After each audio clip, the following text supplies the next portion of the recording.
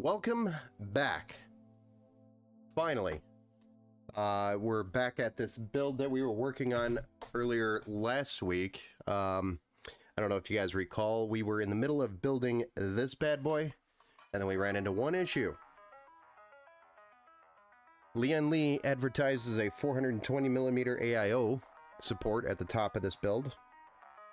It looks like it could fit, but the Arctic freezer, liquid freezer, does not fit in the Landcool 3 420 millimeters at the top of this case.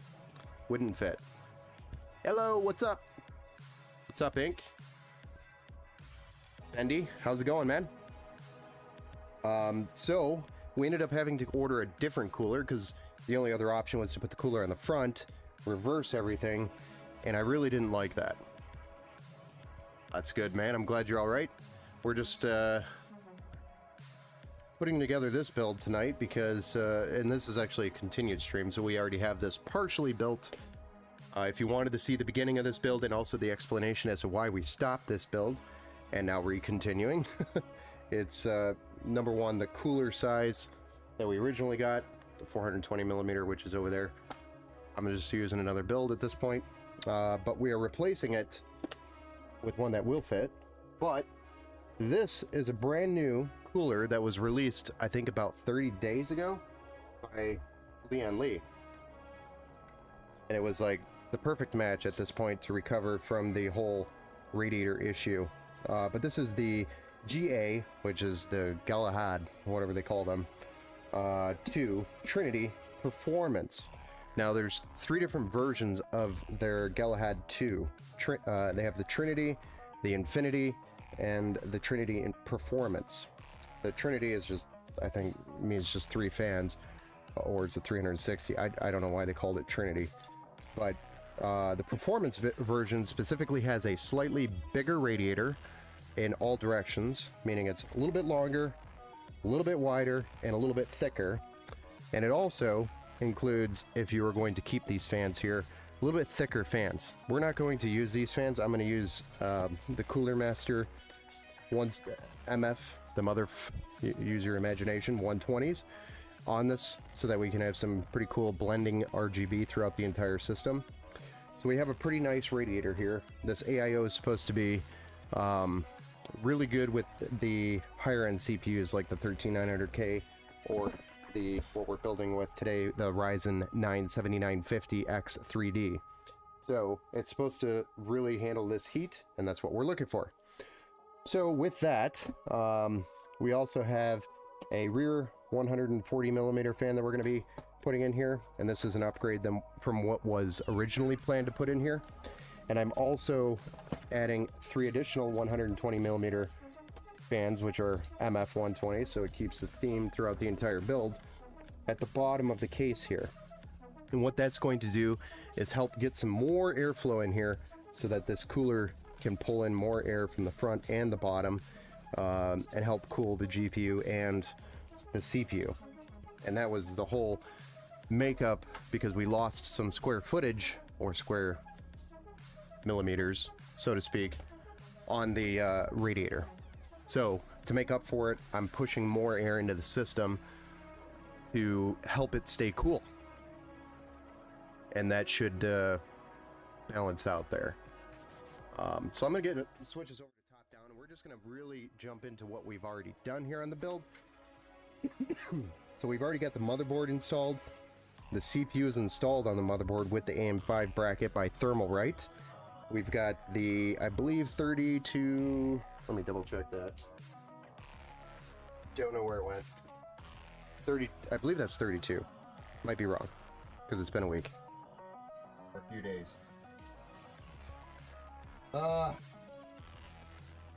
It's CL30, and it is... Yes. 32 gigs, two 16 gig sticks, but they're CL30s, so it's got really low timings on this kit by XPG, and it's in white. It's addressable RGB. And then we have a 2 terabyte M.2 Samsung 980 already on there as well. I believe we went with 2 terabyte as well on that. So that's already in there. And then we also added the cables, and then we were going to start tackling the radiator, but then that's where we found out the radiator wasn't going to fit. And I was like, well, I want to do this right. I don't want to force the radiator on the front and reverse the fan airflow. I would prefer to do it right. So we got a different AIO in the for the system, and that's this Lian Li GA Trinity Performance 360. So we're going to go ahead and get started on this by opening it up. It's the first time I've actually built with these.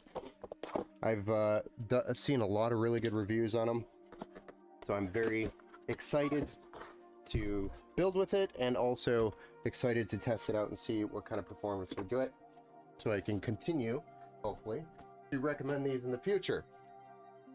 But I mean, look at how thick that is, just with the fan and the fans and the radiator alone. It's quite impressive. You also have interchangeable components here for the block, so you could change it out and make it look different. Those are going to be included with the build, so if you ever want to change those out, you can. Alright. Get this out. And then we can close this box up and get it out of our way.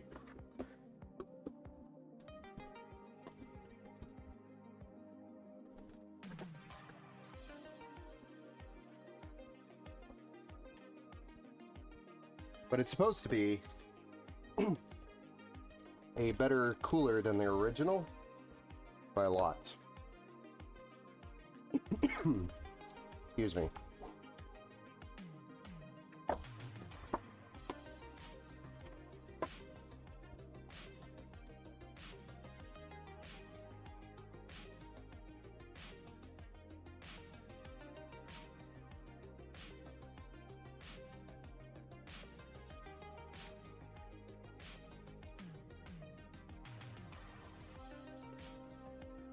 So here we have it.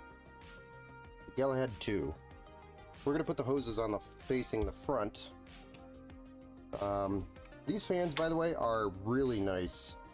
They actually daisy chain or connect to each other, and so they chain, and then you just have the 2 cables that come off of it right there, which is super nice. I really like that. And then you also have your 2 cables that come off of the cooler, and it looks like one is just a USB 2.0 for the RGB. So the only way we're going to be able to control this is with the L-Connect 3 software, which is fine. And we'll try to sync that all up, so it's just using the one software. But we're going to remove these 120 millimeter fans because we're not going to use these ones that wanted the same look throughout the system. The only way I would have used them is if we had just plain whites on the bottom, but I had already ordered the RGB for the bottom, which are the Master Fan MF120 Halos by Cooler Master. So that's what we're using all the way around, minus the front. Yeah. That's up. Oh well, we'll get it in a second.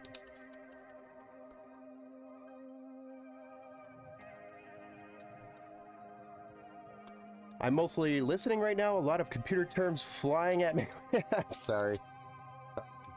This sucked. Because I really wanted to get this build out last week.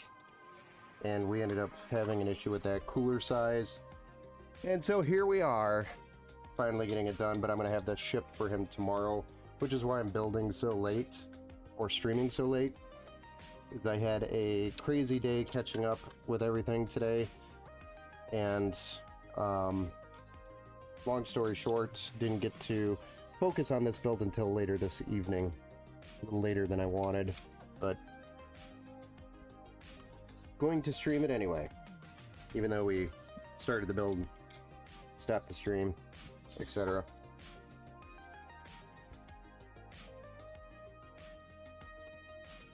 So these are the fans, are really meant for just a radiator, but we are setting them over here.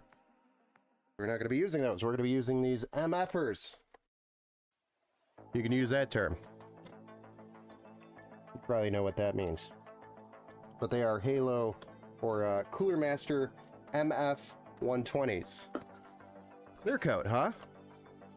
Yes, sir. That's the last thing we have to do to your build. I didn't like the biggest problem with the paint is that when you touch it, it just you get some on your hands immediately. So I have to put some sort of clear coat on it because of the type of paint that was used. And I think it's because of the fact that the case was aluminum. So the paint does not want to stay.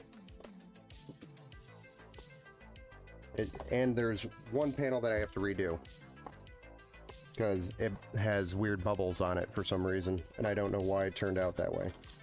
But outside of that, the PC is completely done and ready to go. And that's Steve over on Facebook. Alright, so if the tubes are going in this way, we want the cords facing that way. But I'm going to drive it out to you, Steve. Either later this week or this weekend, depending on how long it takes me to finish that.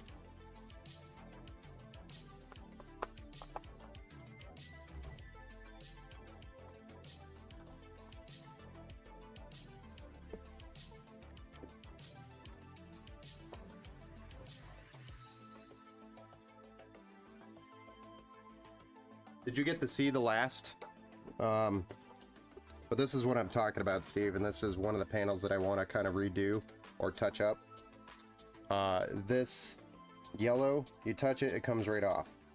And it turned out really bad. I don't like it. So, I'm going to redo that.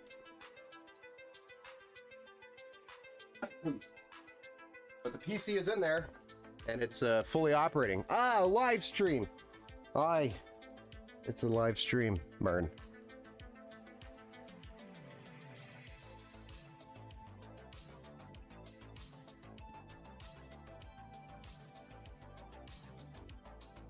So this is one of the new Leon Lee coolers, if you're just joining us.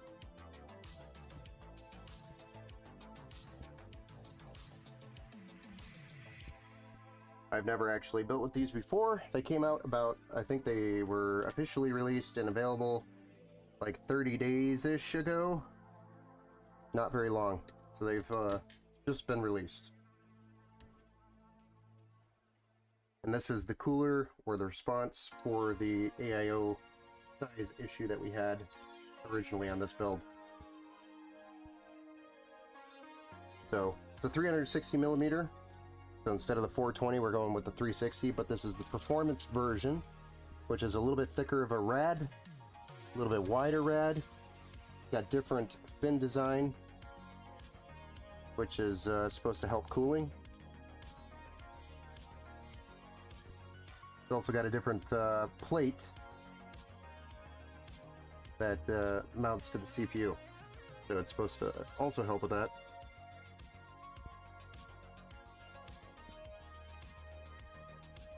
We will be testing it to its fullest and verifying all of Lian Li's claims. Although really anything that comes from Lian Li is good, right? At this point.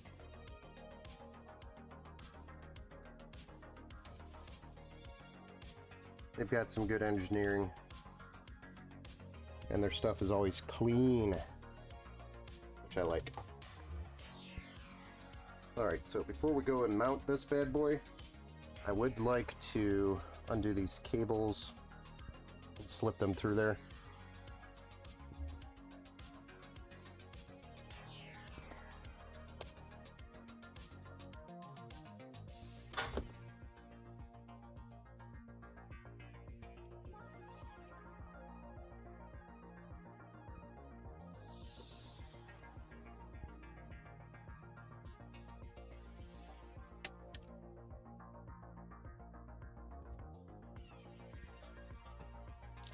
And then we also need to get the screws out here.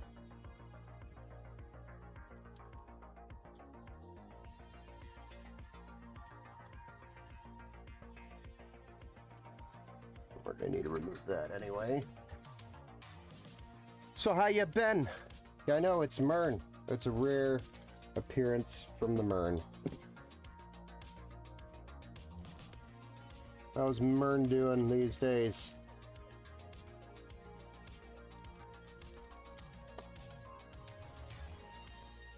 I guess we're gonna use that backplate clip style still.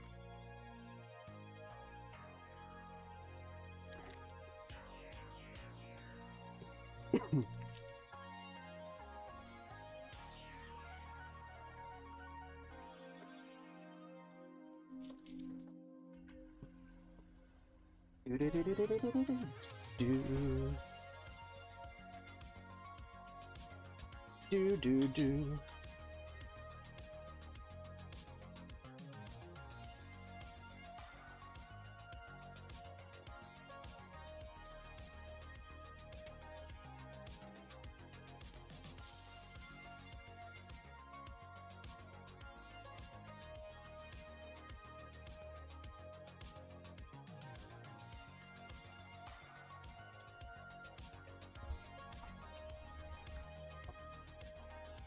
Now you get to watch Ben fight the cables.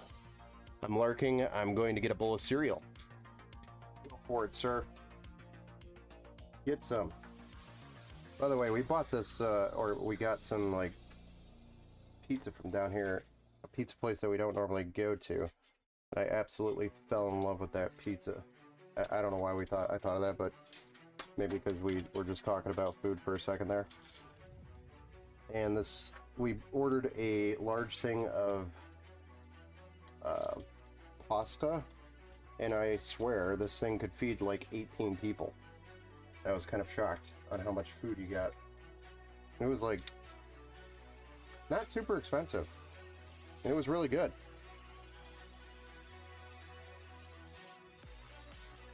I think I found our new favorite place because it's like leftovers for 4 days.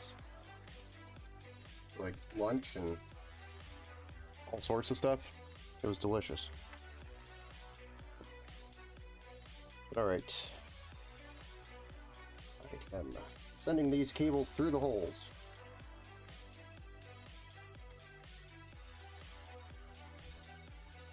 And one thing I did not think of is... Okay.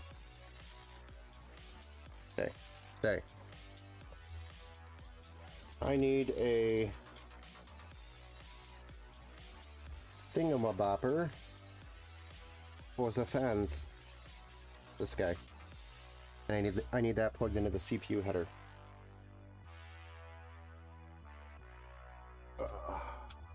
Guy. Before we get too far, I need to make sure that this is plugged in. It's going to get covered up. And then I should also make sure that the pump header is plugged in as well. That might be a good idea, Ben. Just saying.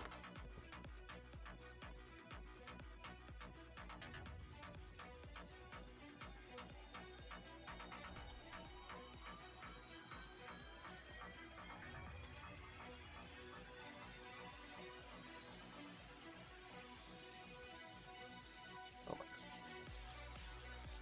How do people do this? Some people make it look really easy. Not me. I make it look fun.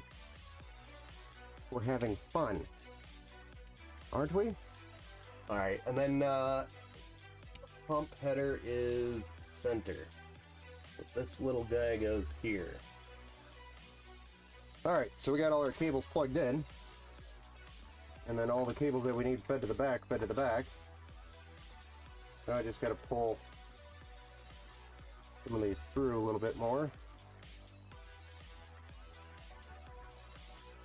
But when we get it up there, it'll be nice and clean. Look at how nicely it fits compared to the 420. Even though it's supposed to fit a 420. That was very frustrating. Very frustrating. You go look at the LandCool 3's support page and its specs. It specs out a 420mm AIO or radiator at the top of this case. And then when you try to install a 420mm radiator, it doesn't fit.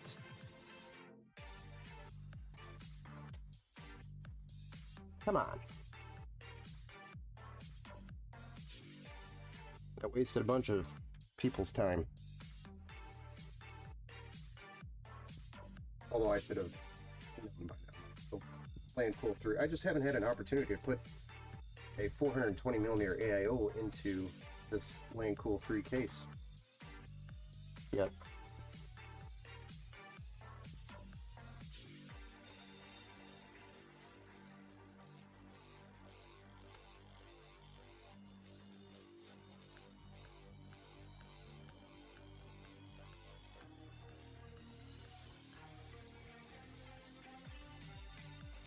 So really, the 420mm, specifically the Arctic cool liquid freezer, can only go 420 on the front. They cannot fit on the top. I don't know about other 420mm AIOs. I don't know if it's something specific about the Arctic 420mm AIO, but it sucked.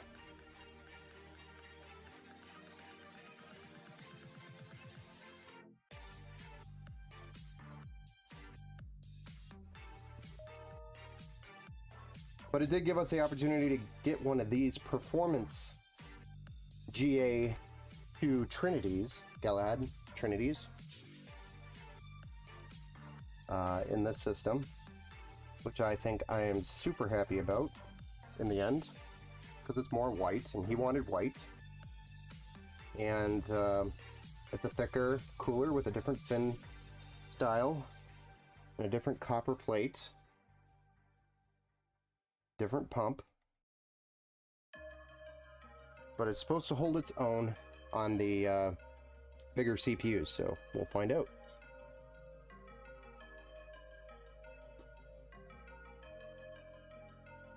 We will find out.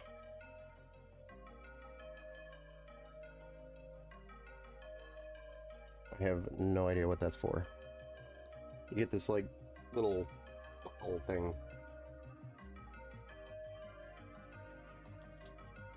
Probably to tie up some wires. Looks fancy, kind of bougie, but that's okay.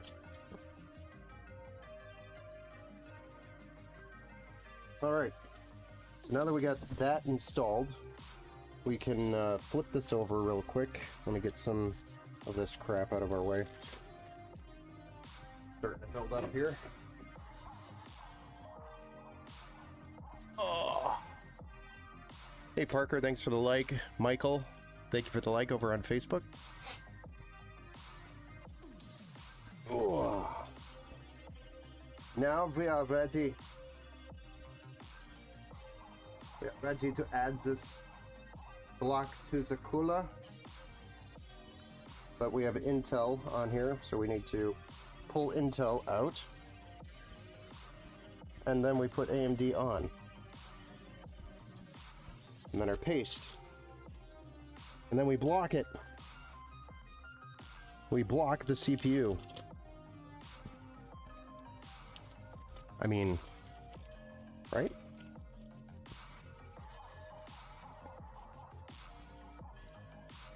Alright, so how do we want this? We want tubes on the side.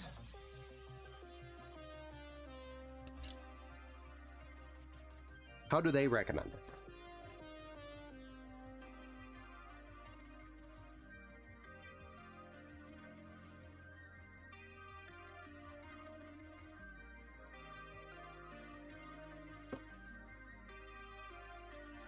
We're going tubes on the side. So I need one here.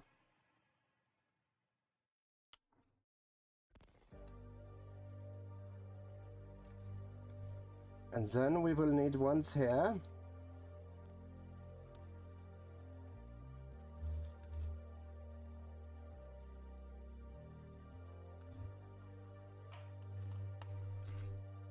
Very nice. And don't worry, we'll clean up these cables here after we get this paste and blocked. Pasted and blocked. So we're going to be using the Thermal Grizzly Cryonaut Extreme because we are going for best possible thermals on the CPU to sustain best possible performance. Right? So best possible temps equals best possible performance when it gets to this. So here's our Thermal Grizzly Cryonaut Extreme. Not cheap stuff.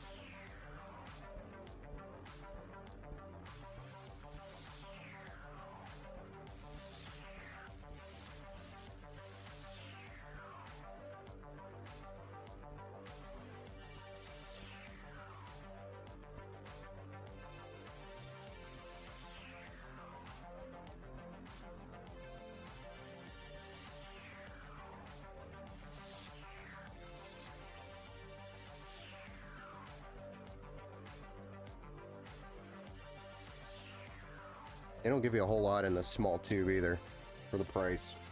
Kind of sad.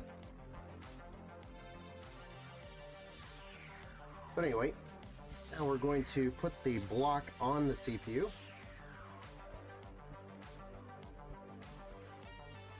Leon was nice enough to keep these semi loose. Not really.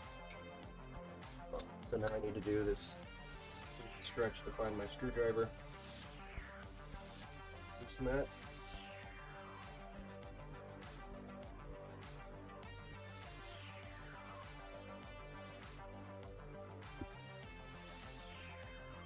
Then you guys need to stare at my neck for a minute.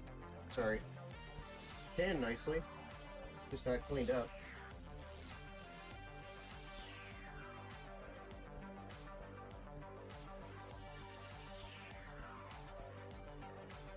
It's so tight.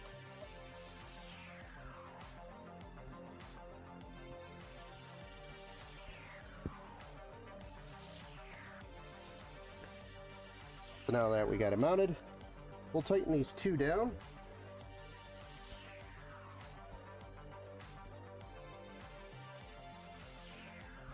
These are just using the AMD stock brackets that come with your motherboard. So nothing super special about this mount. This is actually a very old school mounting mechanism that Lian Li still uses to this day. Why? Because if it's not broke, why fix it?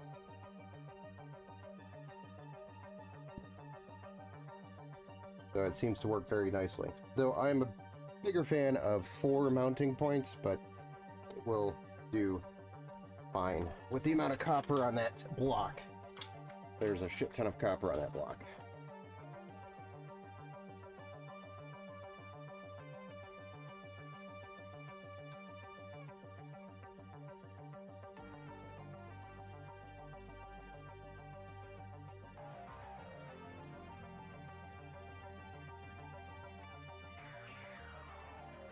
Come on.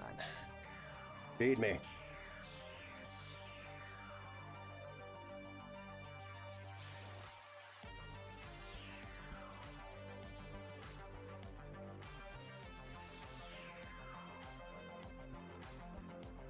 Go.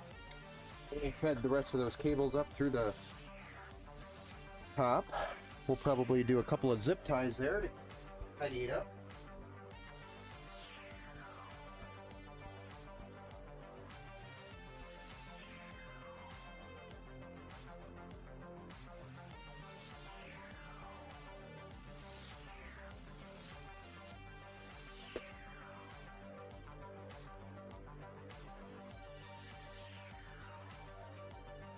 Time for us to get the zip ties out. What was this build?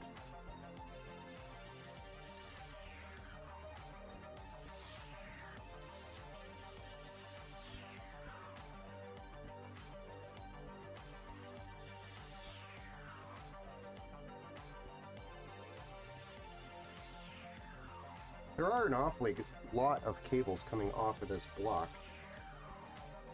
That is something I would have recommended Leon Lee to kind of minimize on, because they're usually very good about keeping their cables minimum, or to a minimum. So I wonder why there's so many. One's a power connector for the RGB, the other is a USB header so that it can communicate with L-Connect 3, which is the Leon Lee RGB software. And then the other one is the fan, or the AIO pump header, which connects to the pump header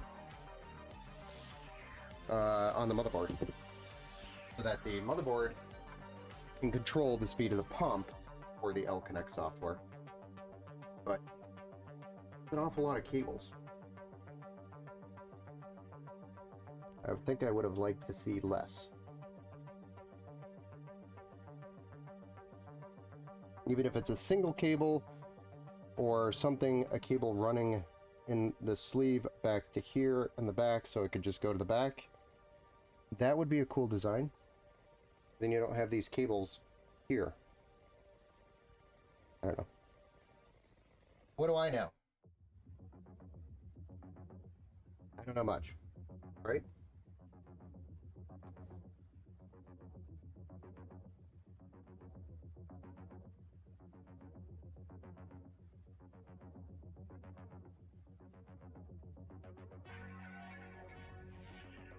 Still a piece of plastic on here that we'll need to peel off, but I'm going to do that last.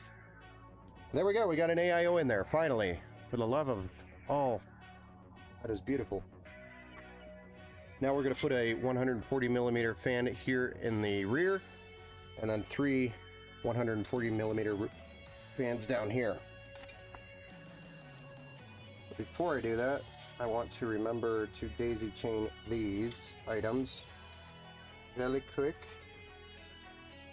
or we can save it for later when we want to have so much fun with the cables. Either way,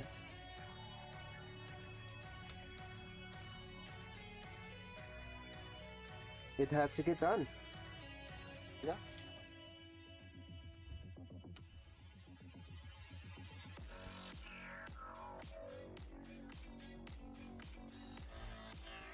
I actually really like this song, the music.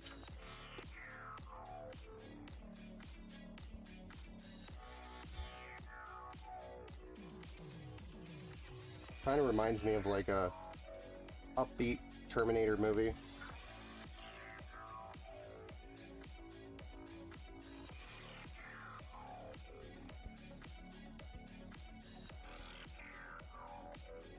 Like if Arnold showed up young all of a sudden again in a Terminator movie, this is what it would sound like.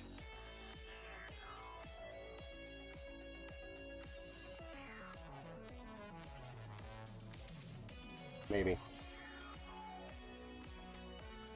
Right, so those are done. Let's get these fans installed.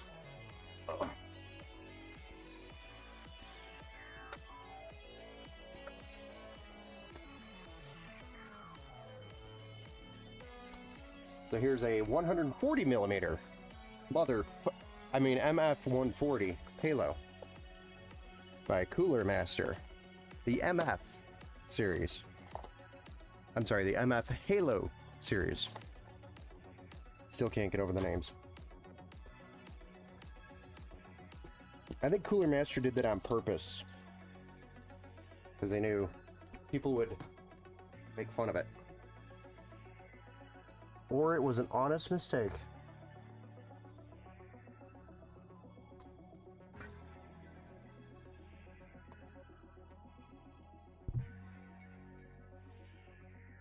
Really, guys, the screw was right here. There it is. Alright, so one bad thing is that I have to send these cables through the back, through the top, through the back. And did not think of that until just now, after we put the AO in. So, we'll have to thread the needle, so to speak, here.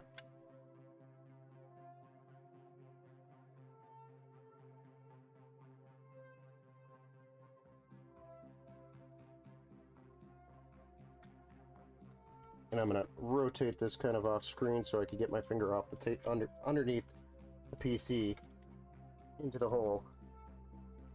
So I can retrieve the cables. And we just lost the adapter thing. Nice.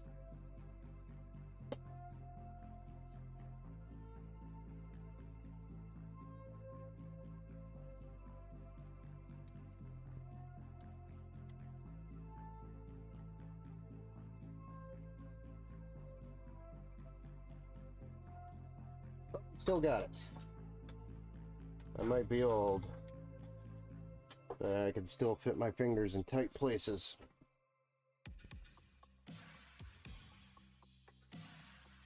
Exactly. Mother fiving.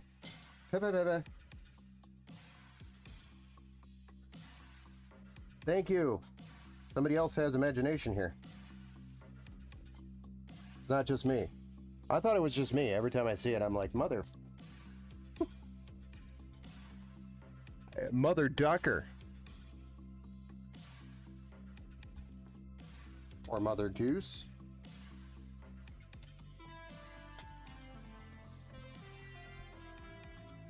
How is all? I mean, I just want to know, like, in the meeting, when everybody was discussing the name of this fan, the model numbers, I just want to know how that meeting went. Like, if you think about it, how did that go? Really? That's what I want to know. It had to have been very interesting.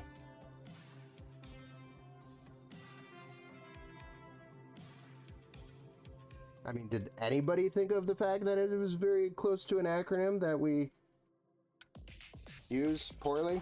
I don't think so.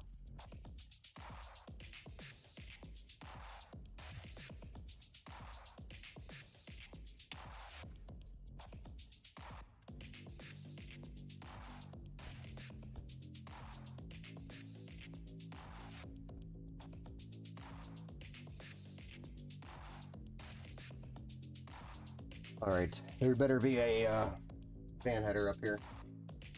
Oh, there is none. Where is it? All the way down there.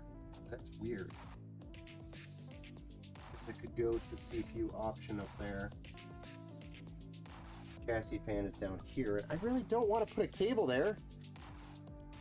I guess we're going to the CPU option. The OPT. That's just how it's gonna go.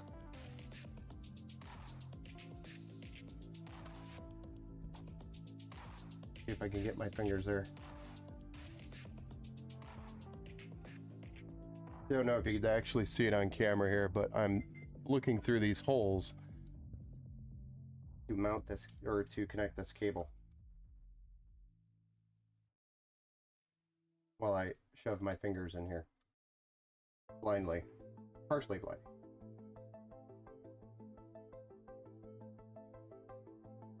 Alright. Oh. And I did it. That takes talent. Alright, bottom fans. Go! We're gonna do 1, 2, 3 120 millimeter fans here at the bottom. I think I'm gonna remove these panels because they're going to restrict airflow. That's all they're really gonna do. It would help keep cables from running into the fans, but I think I'll just zip tie those cables very well. And we are going to not add the additional cables to the power supply and keep them modular.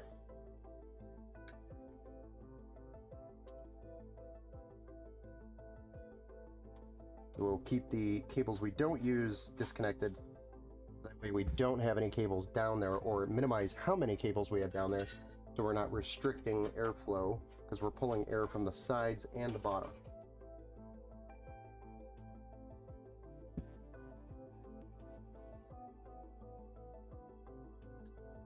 I removed these. Now I'm going to remove this bracket. I believe it's just these 2 screws. 1,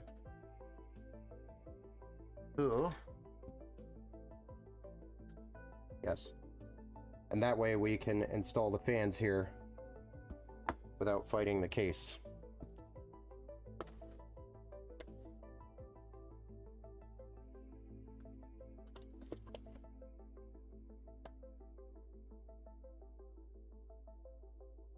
Work smarter, not harder. But another round of Cooler Masters MF 120s. In the white.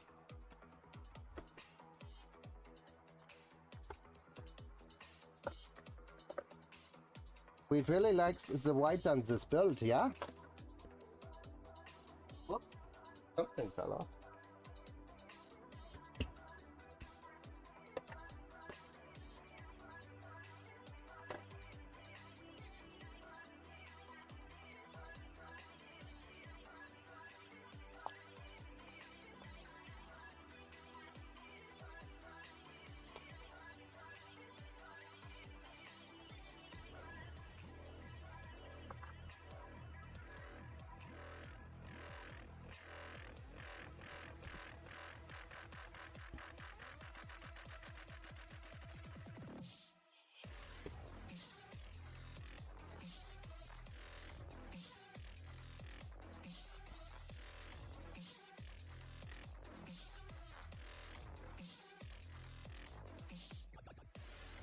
Alright, so we want the fans facing this way, so the cables are out that way.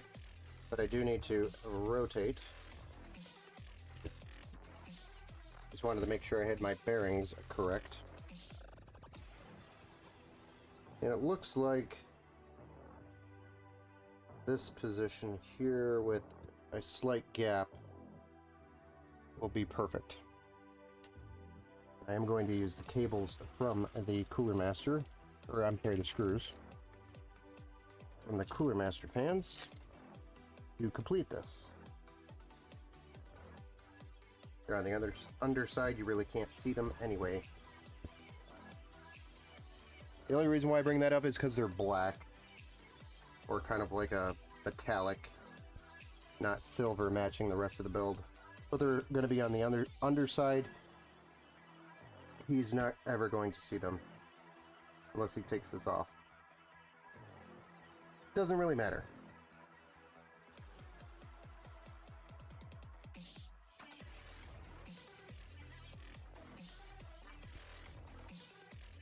And there's 4 screws for each fan, so we have a total of 12.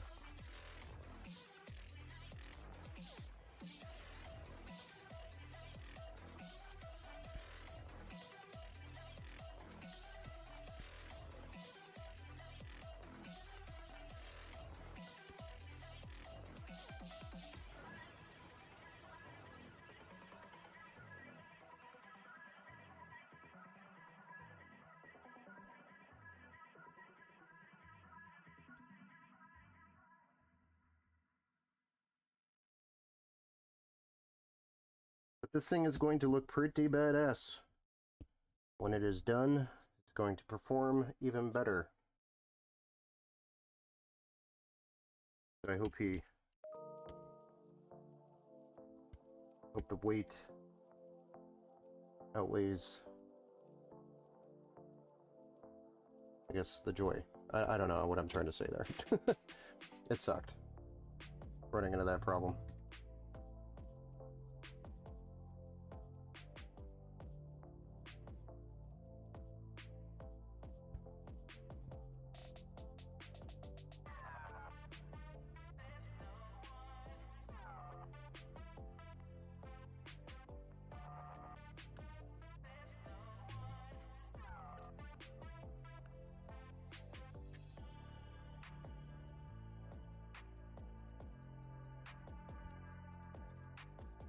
Alright, so now that we're sitting here, we're going to undo all of these twist ties. Could you imagine?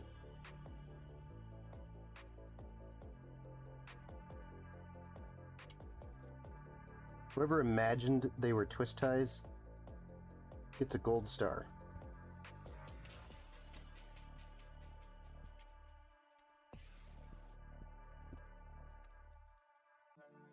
And then we will feed the cables down the hole.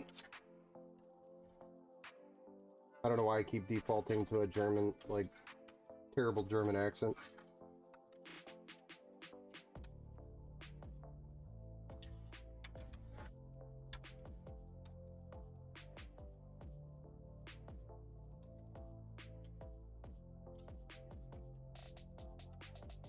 We will put cable into hole in place.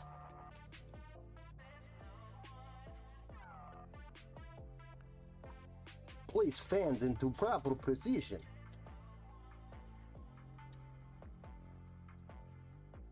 Now we are ready to finish mounting the panel back to the case. Right? Good mother.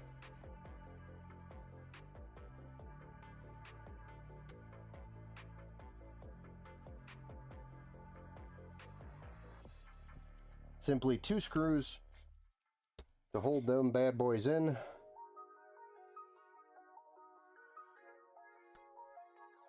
And then realizing one thing is wrong here. While I flipped them upside down, I wasn't thinking of the fact that they're upside down. Why am I so stupid? I've done this so many times. I don't know why I haven't learned. I gotta flip these around. I'm stupid. I am very special when it comes to PC. It's like surprising that I ever get a PC right anyway in the first, you know, when I finish them. They're always right, but the road to get to the right is interesting. That was stupid. Man, I have just been sucking it up today. Now we gotta make sure we put the cables in the right place. Look at that. Wonderful. That sucked.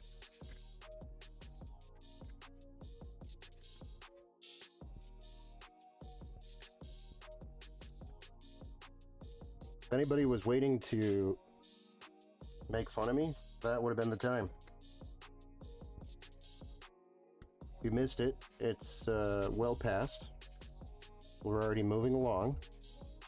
Move along. Move along.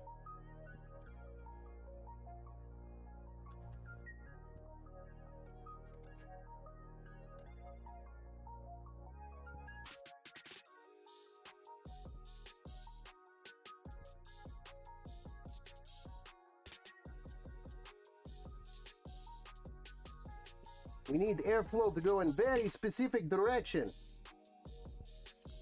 for this to help and not make negative impact on cooling performance. But adding these 3 fans to the bottom is seriously going to impact the graphics card temperature. It's really going to help that graphics card stay nice and cool, because it is literally drawing air from the bottom and both sides of the case, because those are vented panels, mesh panels. So it is drawing cool air and pushing it directly into the graphics card and helping that airflow push up. Whereas the front is also pushing fresh air into the system with 140mm fans. The rear fan is helping direct the airflow to the back of the case to help it go out the radiator, and exhausting as well. I mean, this overall design of this case is very nice, and the cooling that we're going to get by putting these 3 fans in the bottom, which is not something I would normally do, but I really wanted to make sure we were over the top on the cooling.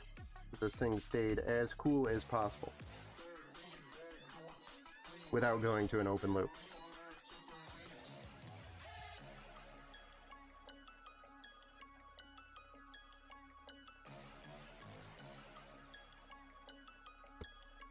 Okay, I have corrected mistake. Now we go put the cable back into hole.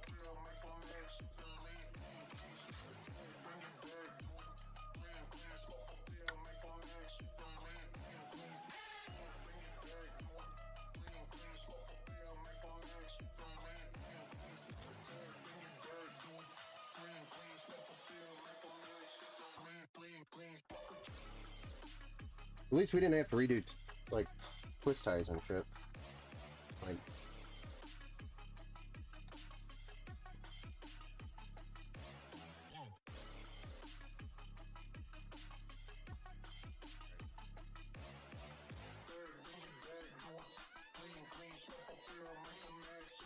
there we go. We have corrected problem.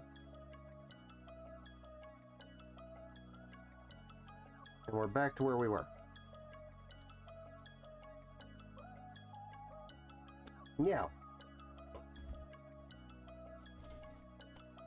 Now we just need to decide where these fans are going to be plugged into the motherboard. And I think the chassis fan 3 is going to be our option down here at the bottom, along with the addressable RGB header, daisy chained. That is probably going to be our option here.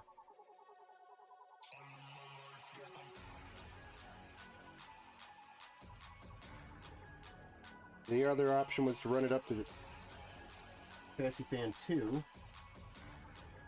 I'm not a fan of that cable route, so I'm just going to stick with it here. Now we can daisy chain this here and move on to plug it in the connections motherboard. There's the RGB on the case, or I'm sorry, the front fans, and the front panel power, USB 3, USB-C, all that stuff still needs to get plugged in as well. We can start focusing on that, actually. We're kind of partially spun around. Power. God knows what. Probably the RGB.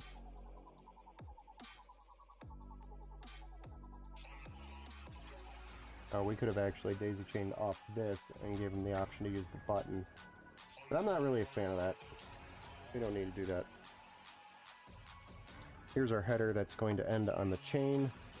USB 3. Front panel. Audio.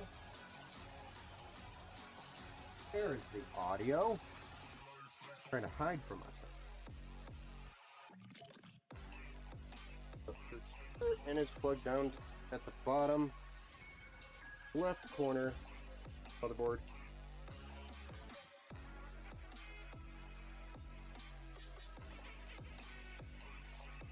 The AAFP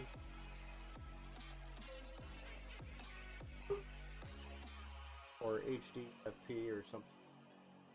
That's your HD audio for your front panel. The FP is front panel. Then we've got our power button, which is finally a single.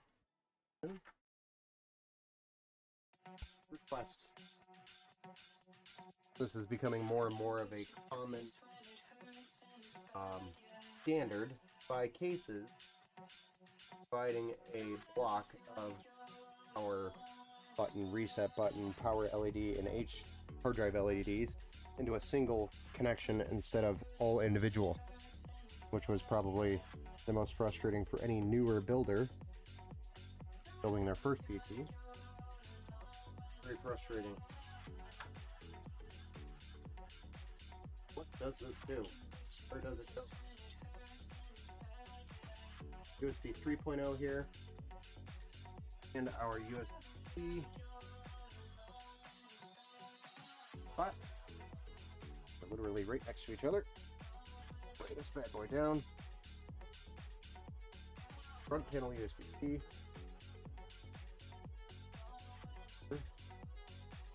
Allows me.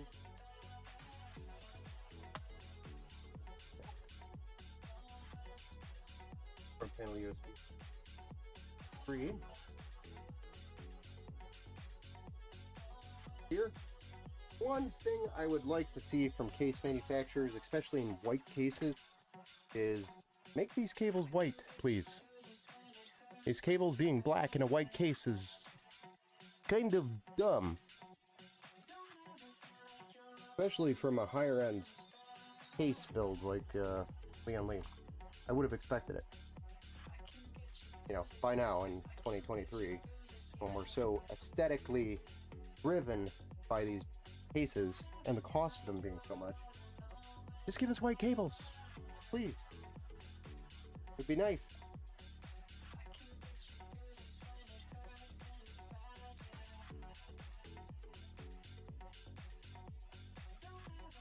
There we have it. Our cases are all plugged, all our stuff is plugged into the case, all our front panel shit's plugged into the motherboard. There we go. I said it finally right. We're ready to plug in the graphics card. That's what we're ready to do, I think. Unless there's anybody else that needs to tell me I missed something. Point something out. Really? That's cute. I actually am not sure if we have the 3 or 2. Oh. I mean, look at this guy. The box won't even fit in the case. If you want to say something's MF, this thing is MF big. MF-ing big. This 4090 is massive.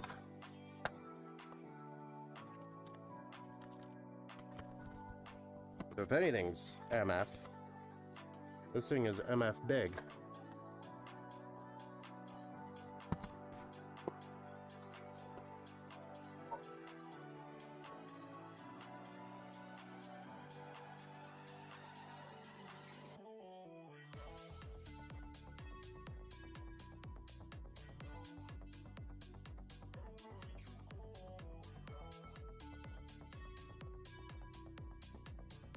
This box is a pain in the butt to open all the time. I don't know why. Maybe I'm just not opening it right. It's always a pain. Wow, that was all box.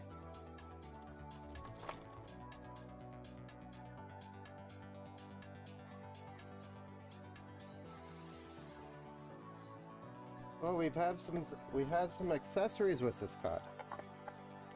Oh, the shitty cables that we don't use.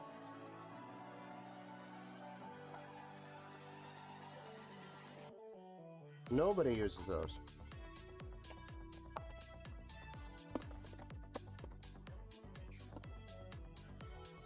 I just wanted to make sure there wasn't any extra. Yeah, that could just go over there. Okay. Alright. I have a feeling we're going to have a few peels. Because it's Asus.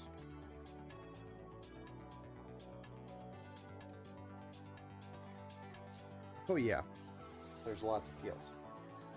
If anybody gets a thing off of peels, here we go. We're gonna be here a while. Peeling.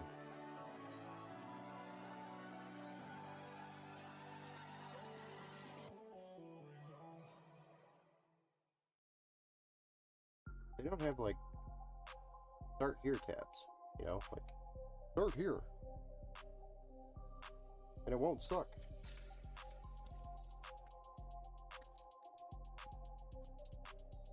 If they do, I suck at locating them.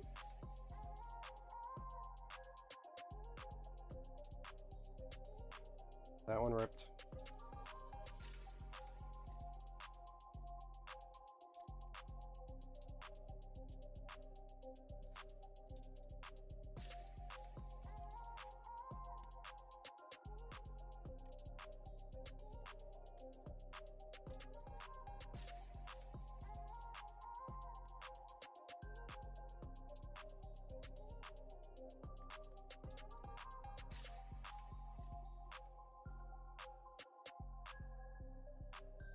Alright, and then the fans have these little peel tabs. Have their own individual peels.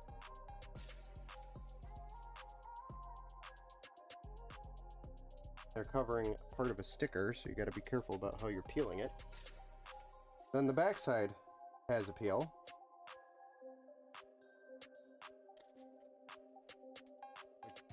So far as easy to peel. And then the plate side has a peel.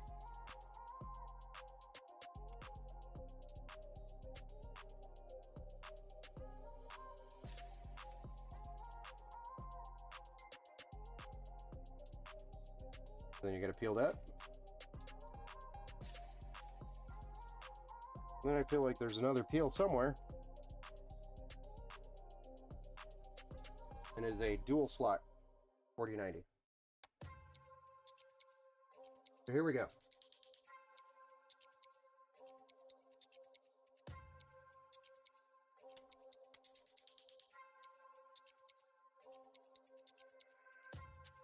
We're slotted.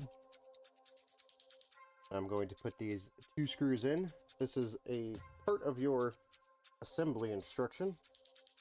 We put the card into the slot, the top slot, where the 2 holes are, matching the plate when you line it up. And then we have these 2 screws that we're going to drive to hold it up. And I thought we had a bracket for this one somewhere. I'll locate it.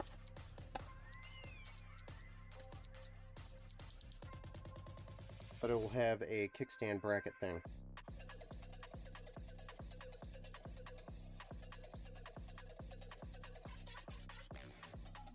In the meantime,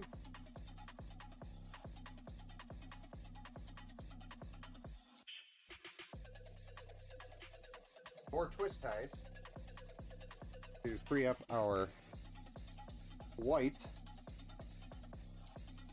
16-pin cable for the graphics card.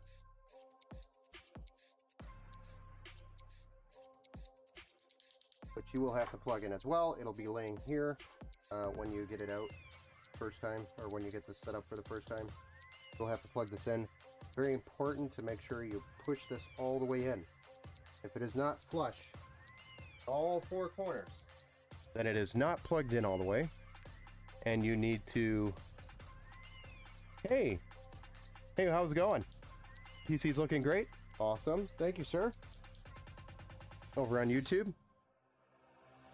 But then you need to make sure you push this in further. If it's showing any type of not perfect flushness. I thought this came with combs.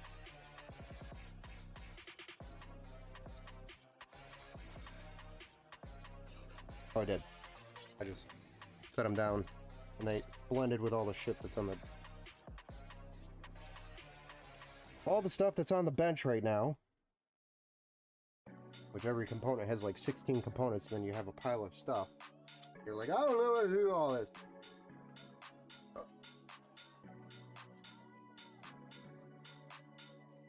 But I'm going to put some cable combs on this bad boy to clean it up a little bit. Untangle these 3 or 4 cables here on the top so we easier, hopefully. But these cable combs are very unique to this 16-pin cable. I'm grabbing our top cables and pulling them up. More. And then grabbing our bottom cables. Actually, it looks like we start with the top. Agnab it.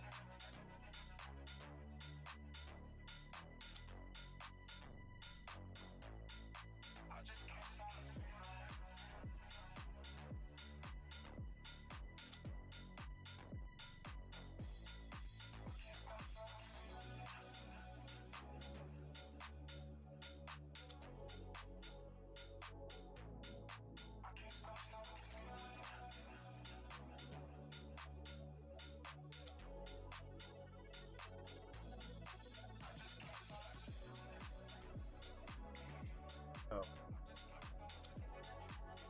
Simple. Go. And these four get their own individual little thingamaboppers at the top.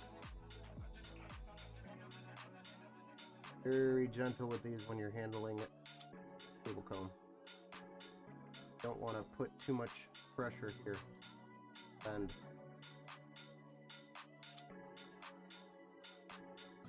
so we want to make them look neat.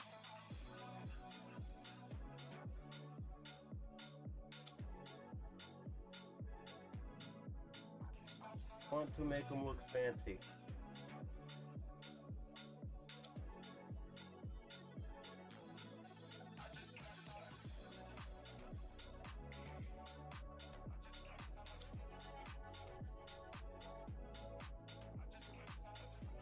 We're gonna do like 3 or 4 of these. Take some time.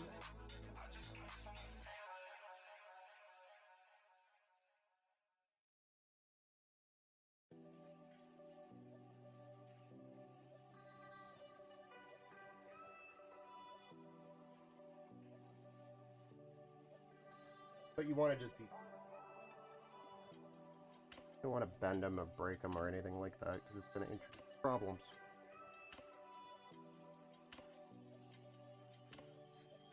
And that is what we're avoiding by using this cable. Trying to avoid problems.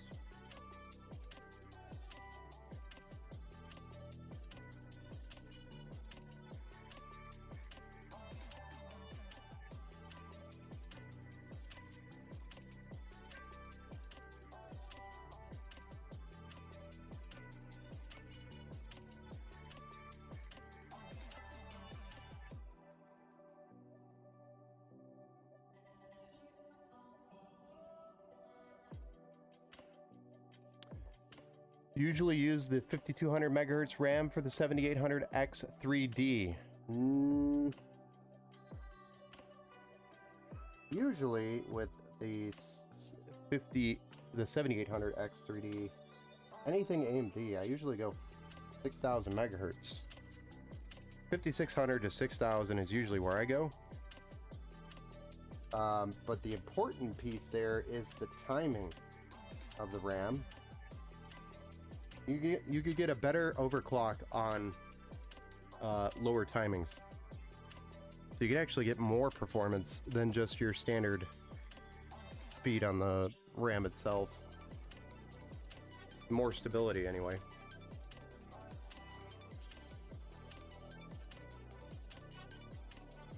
So I would recommend 56 to 6000 with that one.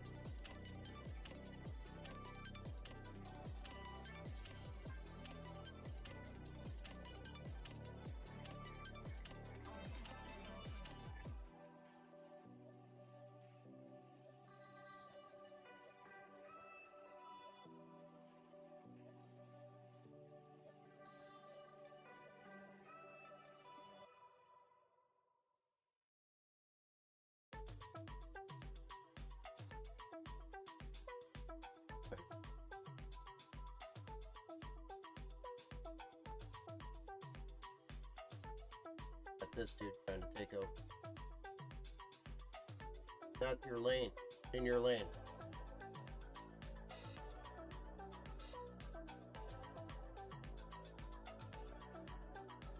Very easy. There we go. Some beautiful cable. Now I will lay this down so you can see what we are doing. But I am just going to take this cable, give it a slight arc. That way we back hole or bottom hole.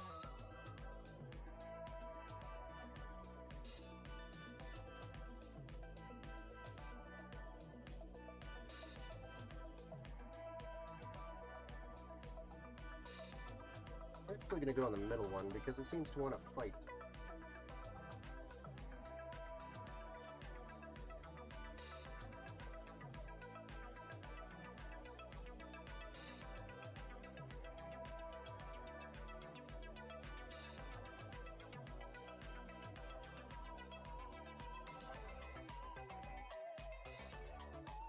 Way nicer there.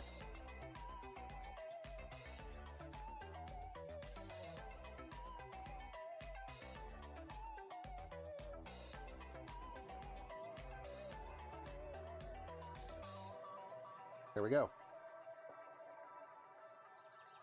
And again, I don't want to put too much of a bend here. Not where you want the bend. Which is why bigger cases are better for 4090s. But there we go.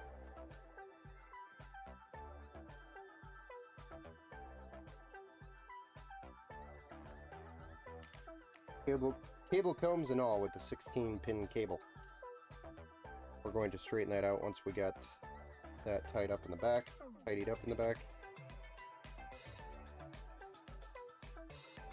But it's looking like a gaming PC to me.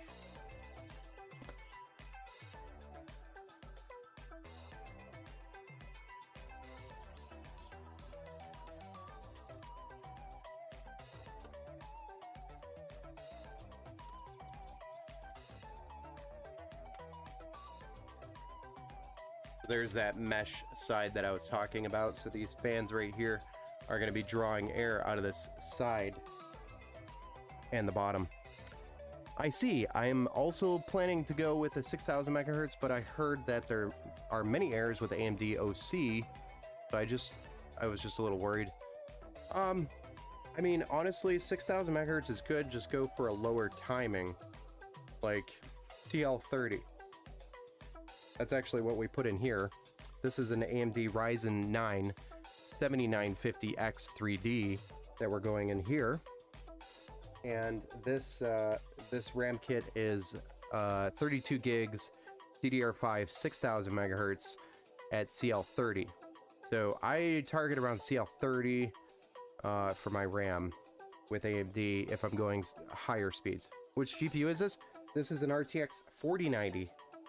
It's the Asus Tough Gaming OC edition, I think, right? Yes. So it is the Tough Gaming graphics card by Asus, OC edition, which has 24 gigs of GDDR6X, and the 384-bit memory bandwidth through PCIe 4.0. Great card overall. I've used them several times.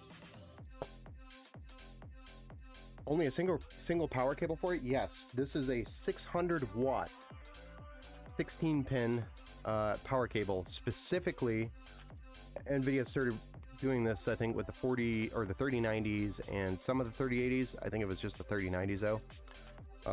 They started introducing this cable, and I think the Founders Edition was using these cables, and then they started offering these adapters. So if I were to adapt this to PCIe, it would be 4 PCIe connections to equate to this one 600 watt cable. But we are using a 600 watt, or I'm sorry, a very specific power supply that supports the new connection, and that is the Seasonic Vertex. And this is a GX 1200, which is 1200 watt, 80 plus gold, and it also has the ATX 3.0 and PCIe 5.0 compatibility. So this is PCIe 5.0.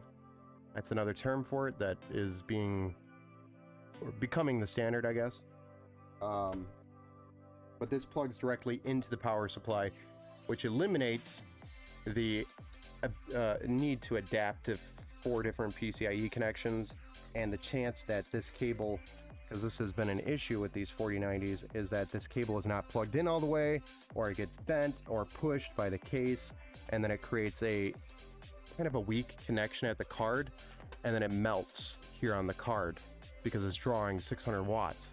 Because this card, once it's, you know, running at its fullest, and if you overclock it, you can get it up to 600 watts being demanded by this cable. Or 500 and something is like the actual 570 or 500, whatever it might be. But this build stock will never exceed 600 or even come close to 600 watts on this cable. You would have to overclock this, but I am setting it up or eliminating any type of failure points by doing a single cable from the card directly to the power supply. There are no other failure points between the card and the power supply. Cool, thanks for the explanation. Makes more sense now. Good to see there are solutions to power cable issues. Yes. So, most of the issues that you see on the internet or you read about the 4090s, 90% of them is user error, where they don't plug this in all the way, or they put their glass panel on and it smashes the cable and it makes it so it's not a complete connection. Protect this man at all costs. So you want to make sure that the case is the right case for your 4090, so you have space between the card and the glass, or if you don't, go vertical on the GPUs so then you have plenty of room for the cable.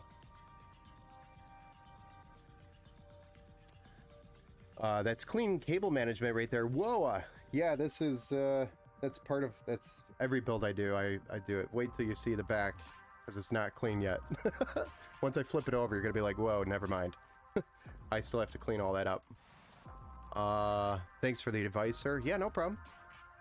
No problem, man. Yeah, that's what we're gonna be running in this rig, is the CL30 at 6,000 megahertz, and he's gonna be able to overclock the CPU and the RAM very nicely with this if he plans to overclock, which, you know, we went with the 1200 watt power supply, a 4090 with, you know, the setup that we have here, the 2 EPS cables. It's all so that he could overclock it if he's planning to. We don't do the overclock. We actually have a guy that we work with.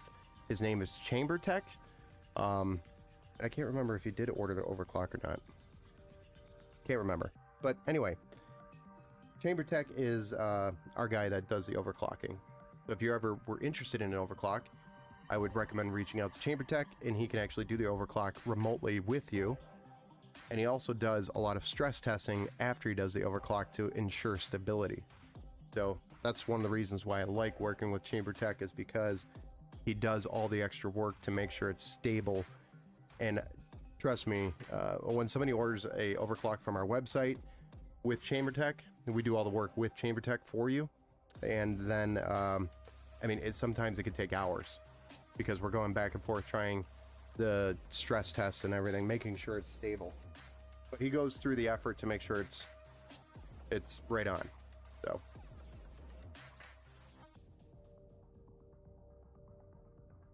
protect this man at all costs.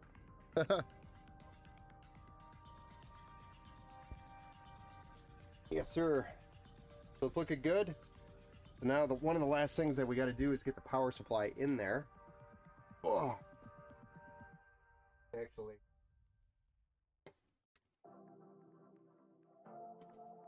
top panel back on. We're done with that. But we're going to put the power supply in. It is a modular power supply, so we're only going to use what we need for this one, because we have fans at the bottom that's going to be drawing air in. We want to minimize what we can at the bottom. The reason why I bring that up is because this is a backdoor entry. Not because of that, but it's because normally I would do all the cables on the power supply so the cables don't get lost. Cool.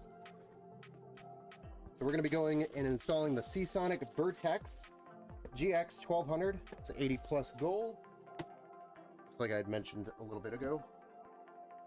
And Seasonic, if you want a very good power supply brand, is one of the best. There really is no other brand better than Seasonic. The only one that comes closest would be EVGA, but I'm pretty sure they're on their way out. I think they're making their exit. That's just an assumption. Or an opinion. Don't know if that's true.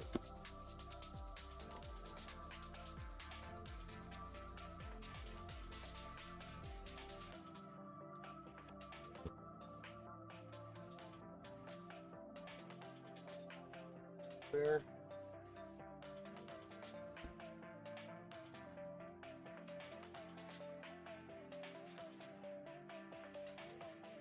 But I mean, they exited the graphics card arena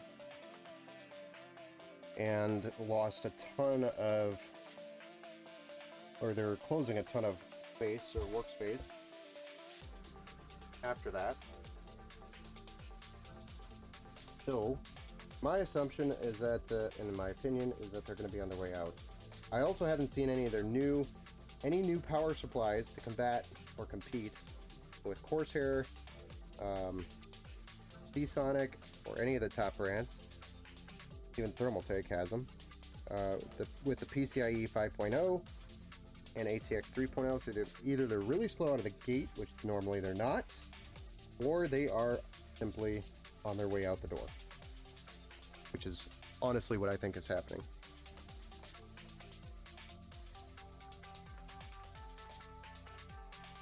Because if not, then they would have had a newer version of their power supplies supporting the 600 watt cable by now. Widely available.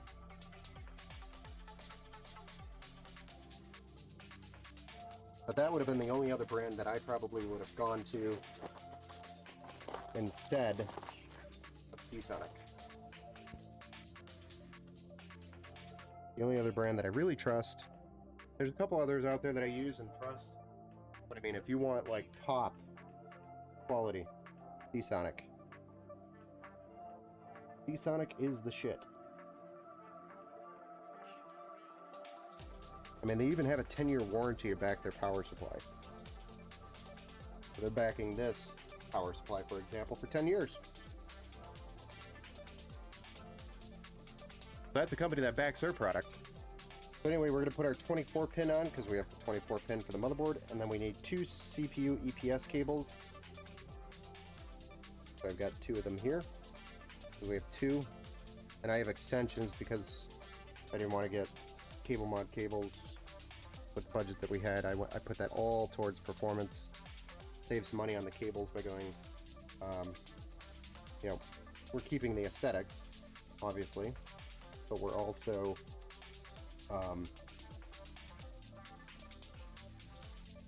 saving some money there with the extensions. Normally I would have gone cable mod here for a build this high end, but just wasn't quite there in the budget. I wanted to get that 13900, or I'm sorry, that 7950 and the RTX 4090 in this build. That was more important. But I think it worked out good. Worked out very nicely. Then you guys get to enjoy watching me as I cable manage all of this. I don't know if you guys get satisfaction out of that or not. It's a crazy amount of different cables here. I'm going to put two SATAs in just because we have multiple SATAs and I might have to have multiple runs for the SATA power connections. I'm going to put two of those on there, so I don't have to go back. And if it's extra, no big deal. Not the end of the world.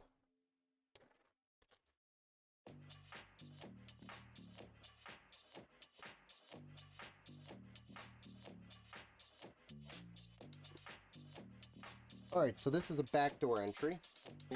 We have to take this panel off and mount it to our power supply, or we can try to mount it.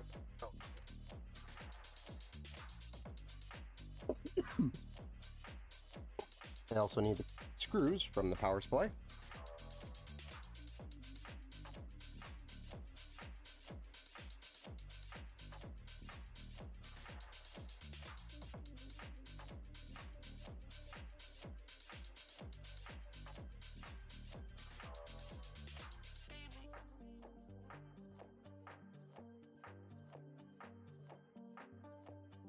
Then we're going to hold the power supply in a funky position here as I try to mount this bracket to the power supply.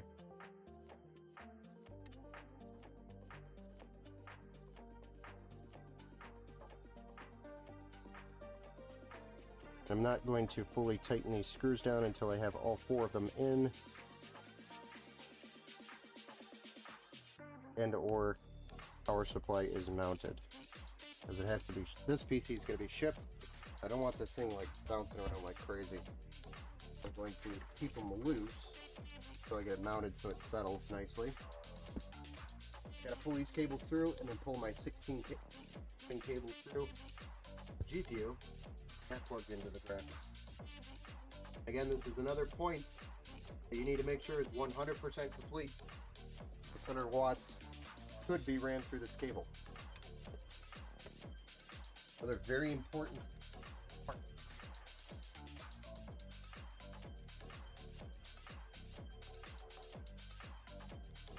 Make sure it's perfect though. Page was a problem. There's a hard drive case down here, absolutely in the way. Not gonna work. Okay, bud. Not gonna fit. Pulled that out early on in the beginning when we first started.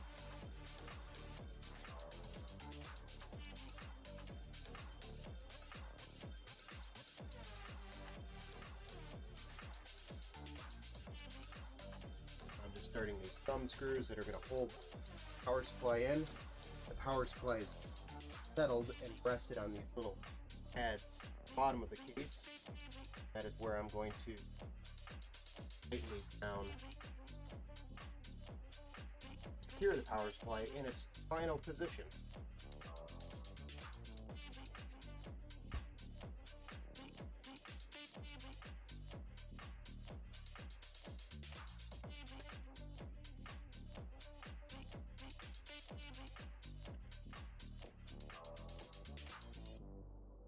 Make sure that's tight. There we go. Now, one of the last things we got to deal with here is everybody's favorite part, and that's the cable management. Yeah, man. It's actually a lot easier than it looks. Especially in this case. This case is very easy to cable manage. The most important thing is to kind of put everything in its own sector.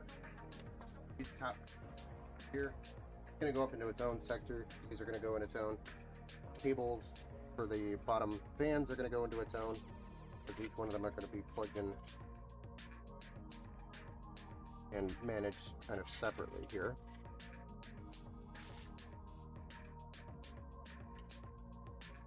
And then, oh yeah, we got to get these plugged in. Forgot about that. Kind of, not really, or kind of. These two have to get plugged in. This one's going to chain off of this stuff here.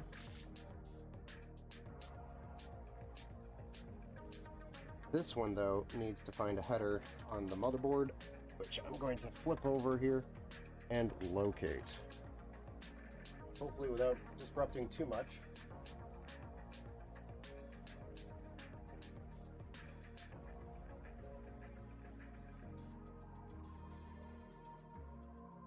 Aha. Perfect.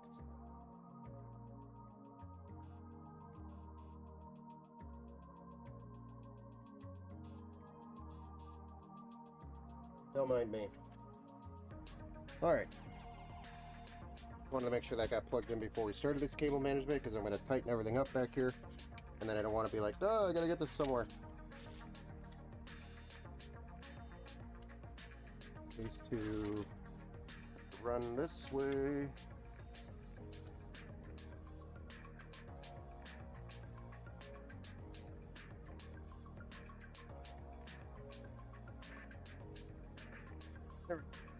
So it's kind of like organized method to this madness. Anyway, now these I want kind of in this channel if we can fit all of them. Don't know if that's going to happen or not.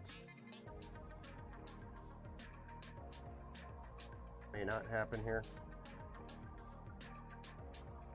But it would look way nicer if these are all in this center channel or front channel.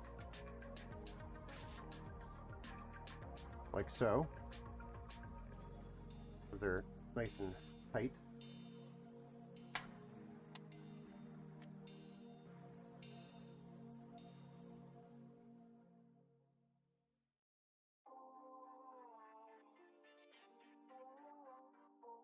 There we go. And the rest of these can just kind of flow with the flow going down.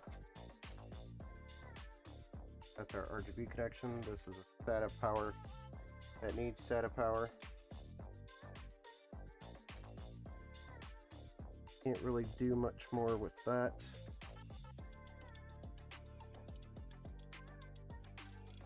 But we are going to need some zip ties here.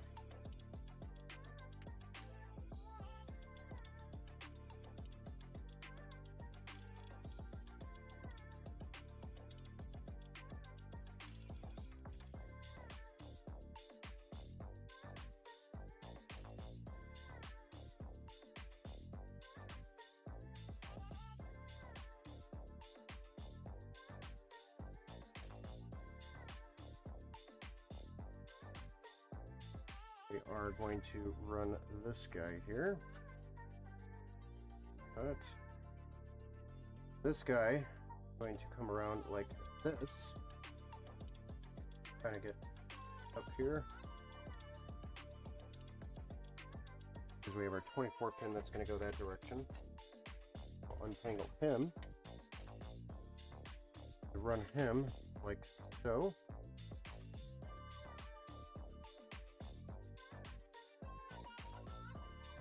That way we can button him up.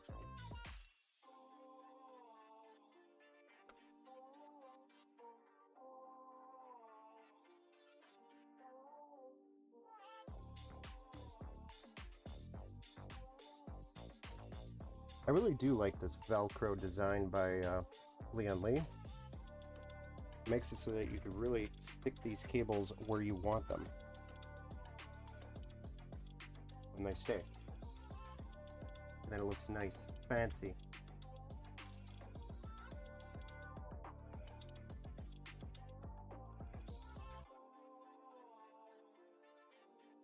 And again, we want to minimize as many cables as we can in the bottom because of those fans. There is no mesh or anything protecting them. We really don't want any cables bubbled up down in this tray. As much as we can. Avoid it. We'll get caught in those fan fins, the fins. We really need to be tight here with our... What did I say? No tucking it away in the basement here.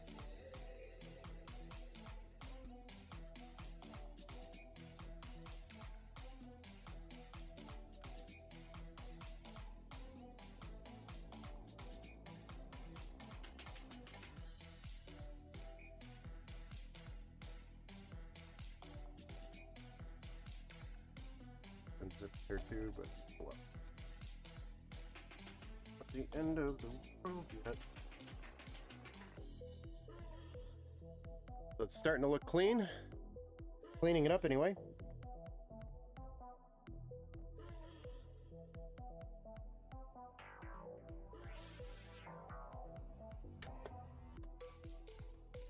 next, I kind of want to run these up here. Run them underneath. Or should we run them over? I think over is the answer. Over shall be the answer. We only want to use as much as we need.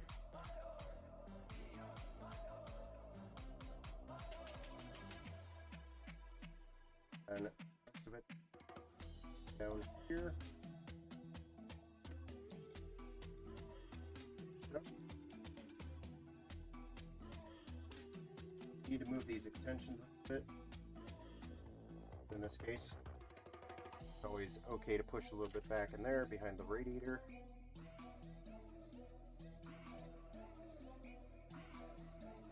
This is going to have a panel here anyway.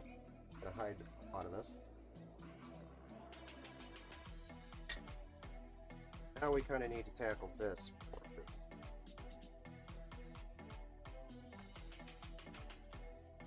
Also, one other thing I thought of is the CPU for the block has a power connection down.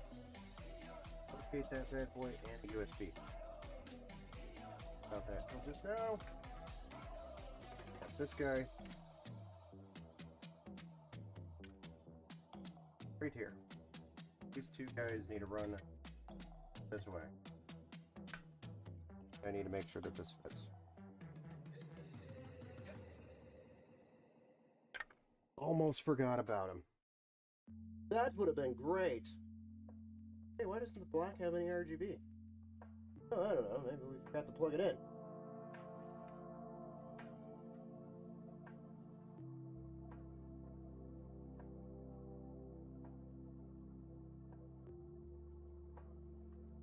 Maybe that's why. Alright. We got it. I ran that guy all the way down. It's you.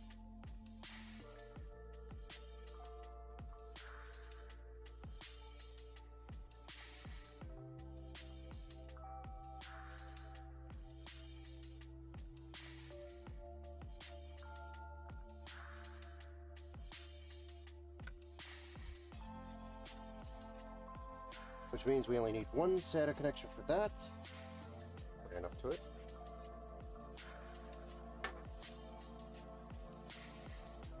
A little sneaky stink here.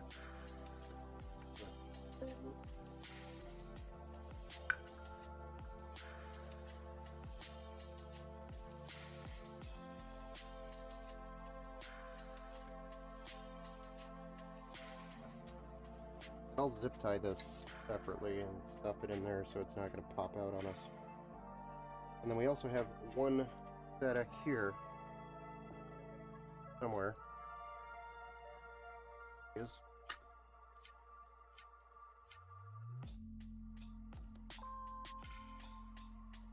right somewhere there. That needs power. There we are. We'll need another zip tie somewhere in there. Again, we'll zip tie the rest of this once we finish this portion. Then all we have to deal with is this bundle of joy up here. This stuff is going to be RGB daisy chained. All of our RGB connections here.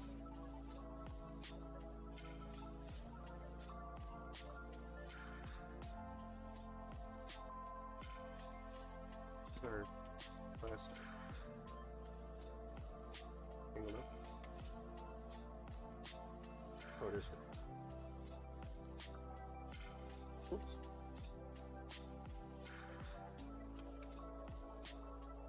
Untangled the most of it.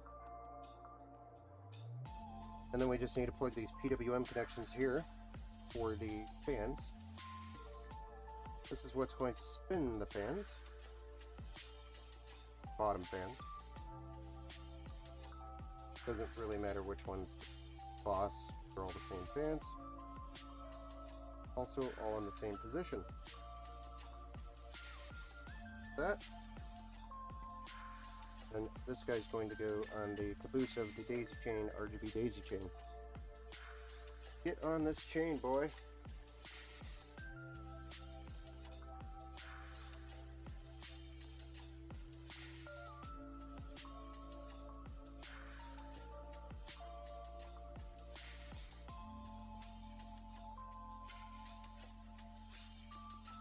Daisy chain.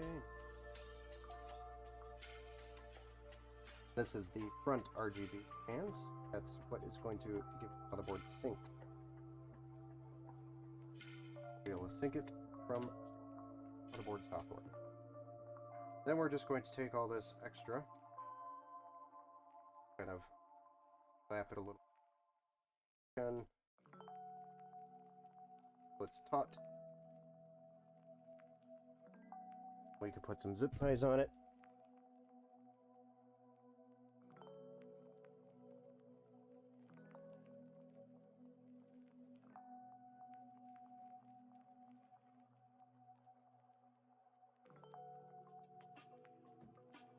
I want to get this bundle of joy down here as low as possible.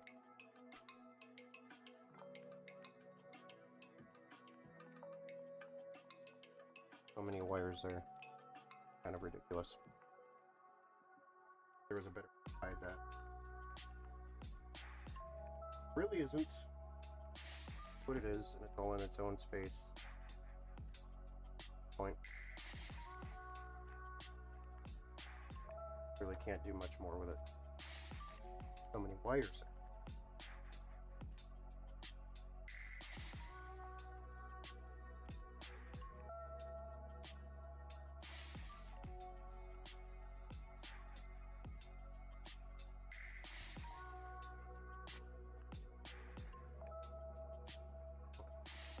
Over just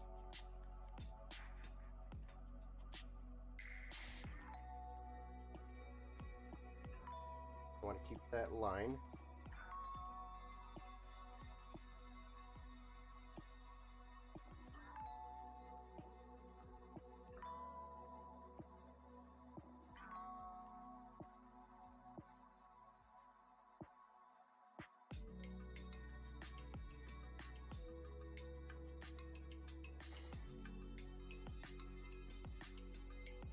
Alright, so now let's clean the SATA cables up here.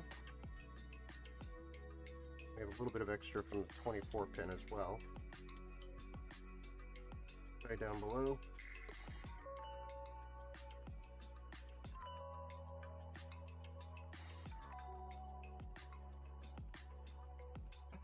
I need a big one though. Have any more big zip ties here? Excellently. Okay.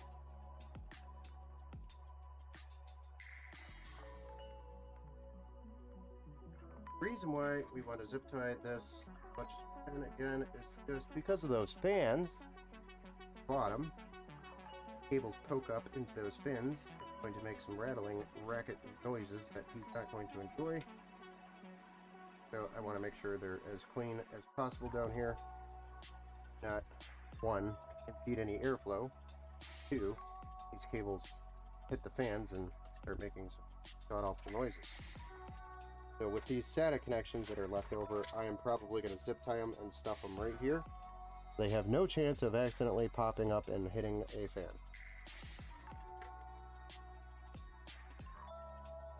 Gonna take this, kind of these with them.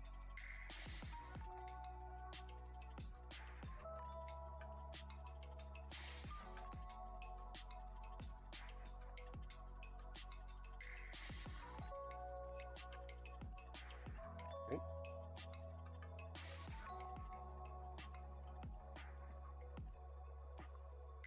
That.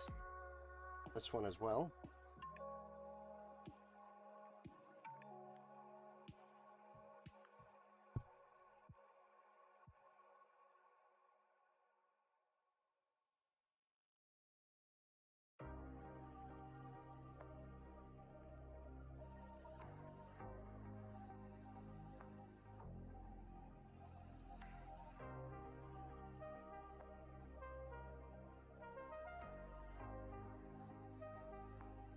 right?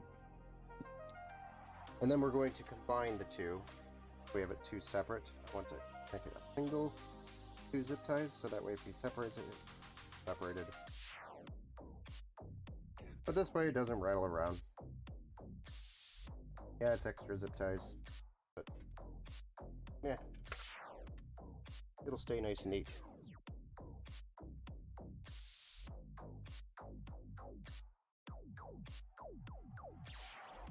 Yes, I know I have a zip tie problem.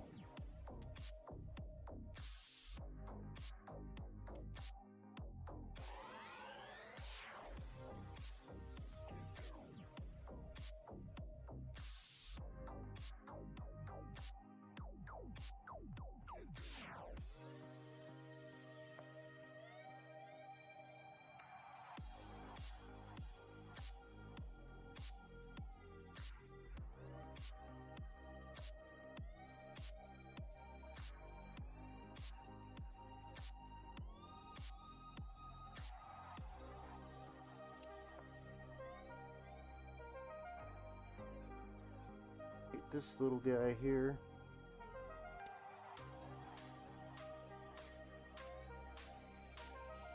Alright, so for aesthetics, I don't like that, I don't like that. That just unplugged, which is unfortunate. Very unfortunate.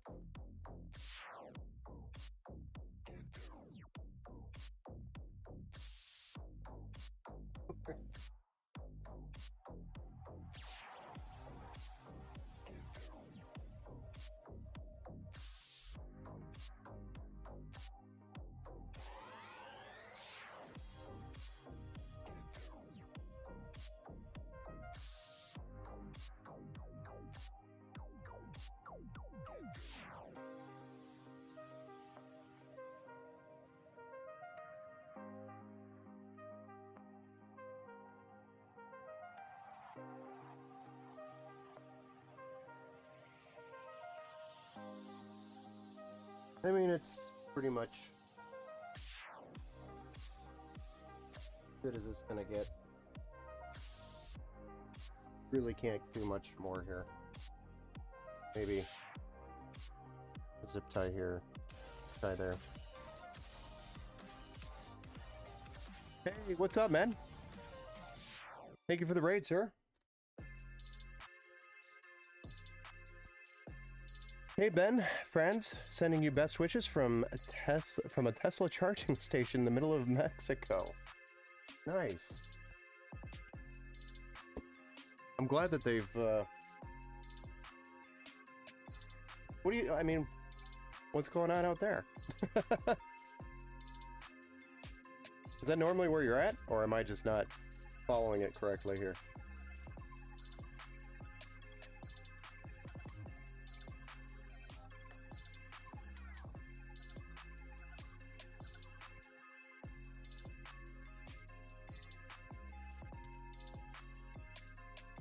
Oh, I want this computer. Can I have? I wish, man. I wish. Yeah, this PC is turning out pretty amazing. It's amazing. Here, let me flip this bad boy over. There you go. It's built different. Oh, shiny. I know. It's an RTX 4090 paired with a 7950 X3D Ryzen 9. 32 gigs CL30 DDR5 6000 megahertz, 2 terabytes M.2 Gen 4 2K. Oh, no. A little higher than that. And then this is a new Lian Li cooler that I have not used yet. So I'm super excited to test this out. But it's one of the Galahad 2's Trinity Performance 360s, but we replaced the fans with 3 120mm Cooler Master MF 120s because we wanted the RGB. I'm way too lazy to build, man. Well, just let me build it, man. Sounds pricey. I'll have to use whenever this thing dies. Yeah. Just have me build you a bigger, better PC. I'm doing a build now, front to front radiator, that blow outwards. Do I have to use back and top fans as intake? So, what case is it? I guess let's start there. Dark. You have a build. Let me know what case you're building in, Dark. Because that was actually the situation that I was having with this case, or with this build. Originally, I was going to do a 420mm AIO on the top, but the 420, even though it states on the website that it does support a 420 on the top, does not fit, at least the Arctic liquid freezer 2, does not fit up here. So I ended up getting a Leon Lake, because my other option was to put it on the front, which it will 100% fit, and then I just didn't want the heat dumping into the case, so I was going to exhaust it, which means I was going to have 3 fans here at the bottom as intake, 3 fans here at the top as exhaust, the rear as intake. So in this situation for the LandCool 3, I have the 3 bottom fans as an option for intake, which would be ideal for this. Or, hold on, what? Fractional North. I don't remember what that one looks like. Where's my phone? I don't remember what that one looks like.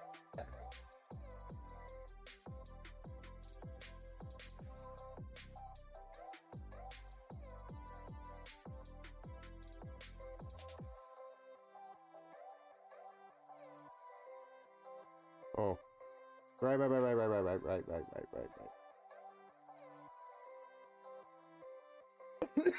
I remember.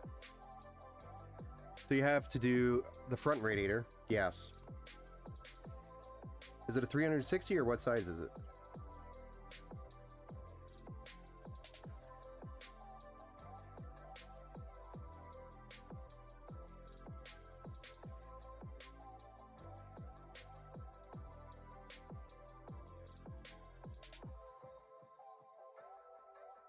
But yeah, you really don't have any like options for a fan on the bottom. You only have the rear, the top, and the front, and that kind of, yeah. Yeah, there's no, damn. Yeah, this case is hard for a radiator. I probably would have only stuck air-cooled with this one. Yeah, oh, you only have a 240, wow. What CPU are you cooling with it? A 240. Yeah, no, it's not the motherboard that has the clearance. It's really the case that doesn't have the clearance for the radiator for the 240 to go on the top. If you exhaust front, do I have intake? I mean, that means you're only gonna have one intake fan, and if you do, you would have to intake from the top. And what that's going to do, though, you're better off in this situation, intake on the front with the radiator, dumping the heat into the system, and having the exhaust on the top and the rear. You're better off doing that. The 5900X, yeah, that's a hot processor. I don't know if the 240's, you know, good enough for it. I wouldn't have gone, personally, I would not have gone 240 on a 5900X. And it's only because they are warm. 240, I mean, it'll work. Don't get me wrong, but from, like, when people come to me and ask me what's the best options, I would have gone 360 360mm AIO on that minimum, or at least a 6 heat pipe cooler. Haha, no, not usual. But going to spending the next 3 months in the West Coast in good God, my glasses. I can't even pronounce it right now. I'm so tired. True Digital Nomads. Oh, okay. Oh, that was why I needed the computer so quickly before we left. Ah, no worries, man. Well, I have side fans too. Oh, yeah. Where are they on the side?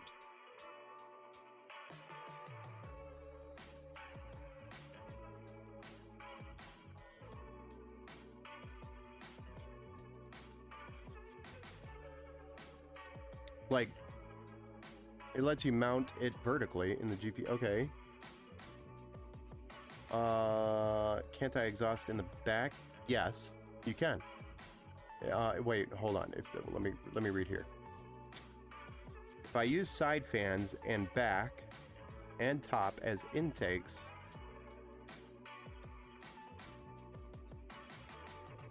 I mean, yeah. But I mean, what you're going to be doing is intake from the top is pushing any of the hot air that's naturally trying to rise back down. So you're purely relying on the static pressure of the system to pull the air to the front of the PC and then push it out. Sorry, I can't exhaust in the front. Yeah, I just would rather... I hate to be the one to say this, though. I think the 240 is not the right option. And in that particular case, the radiator is not the right option for that case. I would have gone air-cooled in that case. For me, when I'm building PCs and custom, if somebody came to me and said, hey, I want to build in that particular case, I would have totally 100% gone air. You can't do air cool? Why? Oh, it's a dust box. I mean, the difference between the air cooled, like a 6 heat pipe air cooler versus a 240 or 360 millimeter radiator, the same amount of dust is going to get packed in the radiator as it would be getting packed into the fins.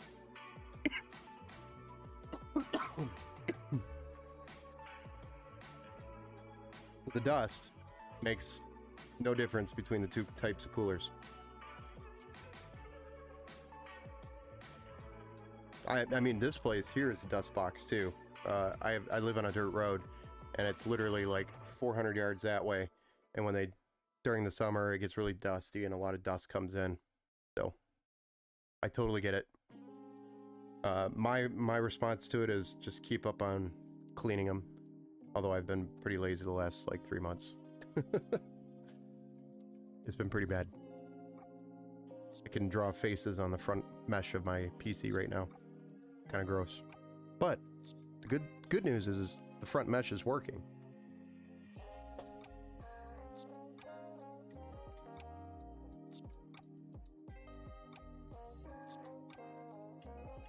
Wait, I can clean my PC? Yes! Dear God. Yes. Yes, sir. If you need any tips on cleaning that, let me know. I can demonstrate.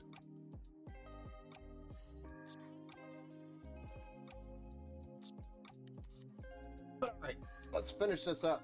I gotta get this shipped out tomorrow. So, really the last thing we gotta deal with is this wonderful bundle of joy here at the top.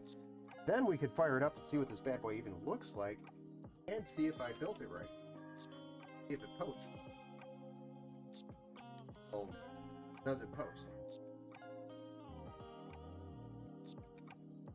So, what's the best option here? This is a tangled, bloody mess. Untangle this, because it will hurt my head if I don't.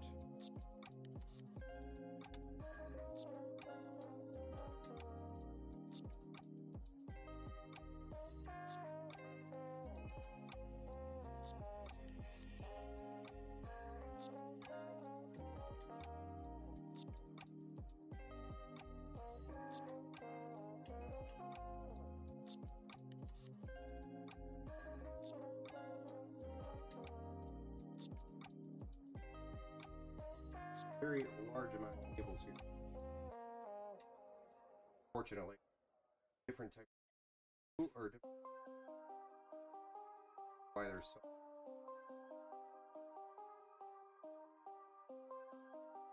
did that for the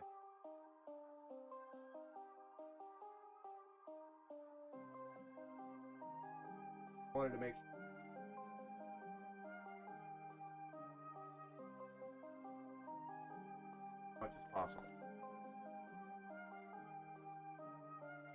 Now we have this big top.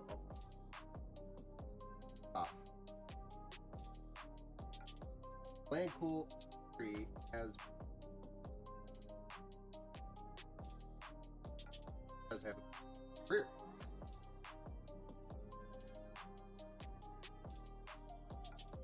And again, yeah.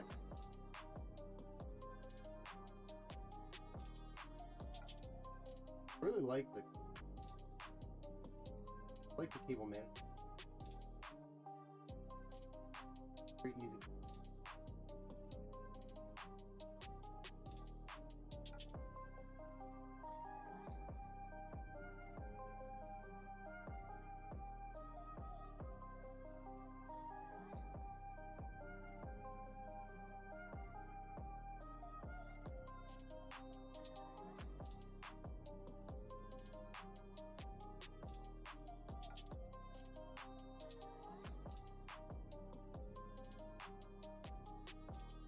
Hopefully that panel closes over it.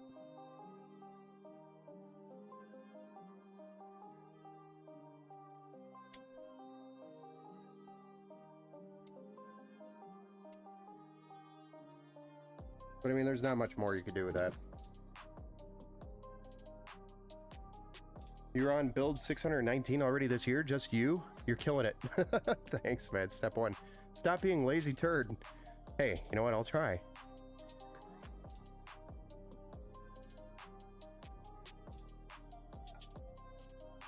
I'll try. Not my fault, really.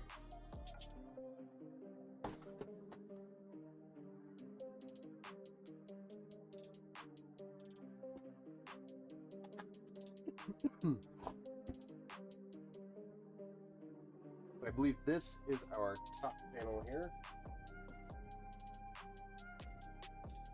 If memory serves me. It's not. What panel is it? Gotta be.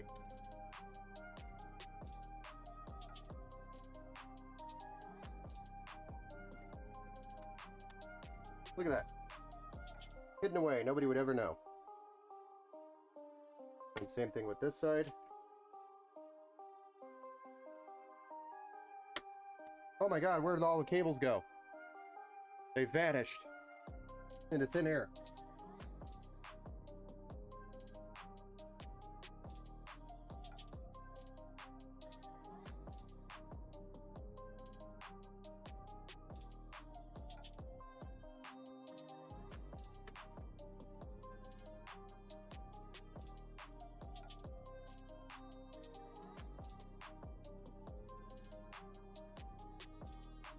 Poof, gone.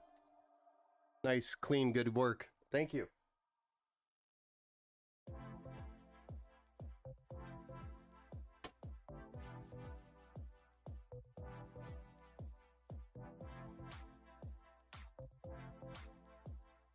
Has to be the front.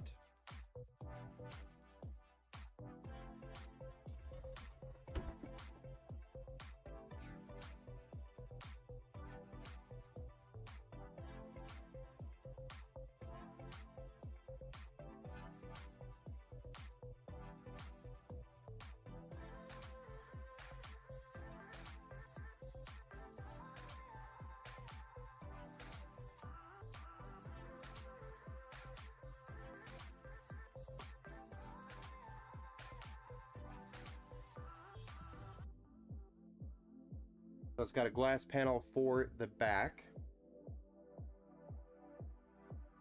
And the front is a mesh. Oh. This thing's getting heavy, by the way.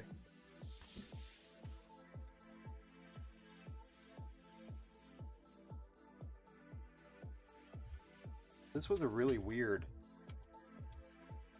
mechanism. Slightly over-engineered by Yan Lee. But it's okay.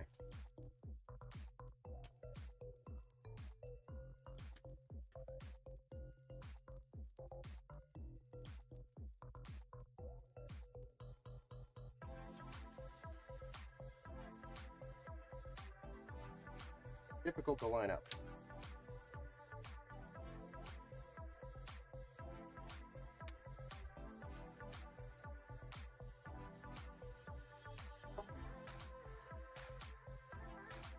I'm going to stand it up with the glass on the backside. Okay. So before we fire this bad boy up, we are going to clean this up. Nice top mesh too. Yes. Yep, the top's mesh. The front is mesh. The sides are mesh, except for the glass panel area, but the bottom portion of the side, where the basement is, it's all mesh on the side, and then it's mesh on the bottom. So that way, these fans down here at the bottom can draw air from the sides and the bottom, because it's intake, to help that airflow. So it's adding additional airflow to the system. I really like this case a lot. It's very similar to the 011, but it's not. It's more of an ATX tower, standard ATX tower. That glass panel back there. So let's clean this up real quick, and then we'll plug it in and see what she looks like, all fired up and lit up.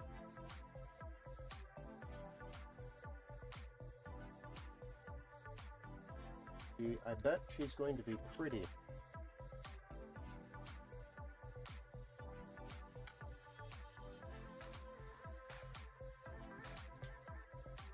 Who here is excited to see bad boy fired up finally? After this long wait and dealing with all this extra shenanigans, I'm actually super excited to see what it turned out to be looking like.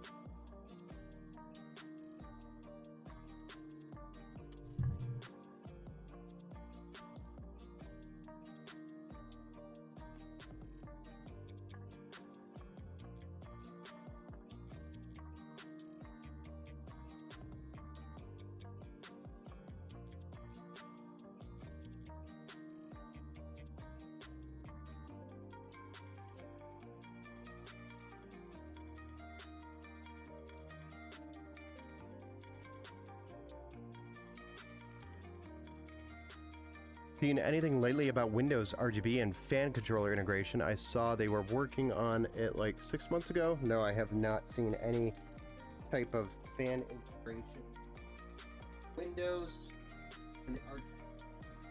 As of right now, anyway. I haven't seen any update on that. No news. Although that would be pretty cool. Because if it was universal, it would eliminate a lot of this bullshit.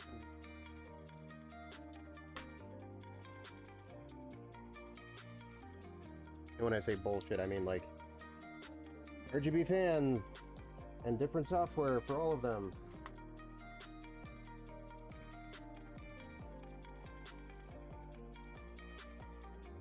But there is a really nice universal software that's already out there that basically connects all the softwares together and runs it as one. Can't remember the exact name for it, but it is pretty, it's okay. And I haven't gotten a lot of time with it, but I've tried it once or twice and it was working with the one customer that I was working with. It was working well.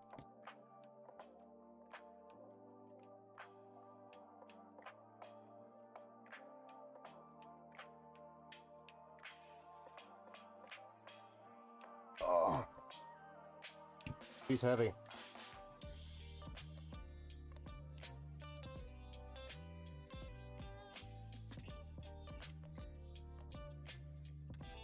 All right, we're going to try to run the capture card here. I don't know if this BIOS is going to give us a nice screen resolution. Capture card will capture it. It has to be a high enough screen resolution so the capture card will capture it. That's been a common problem on some of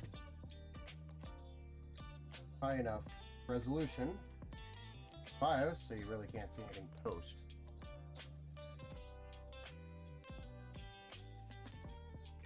He's already trying to glow on me.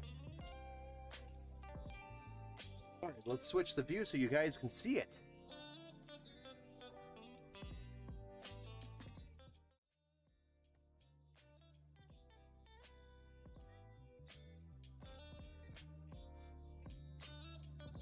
Hold on, I'll adjust the camera here.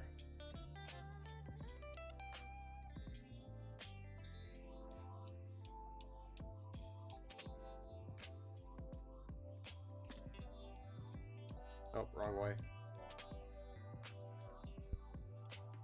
All right.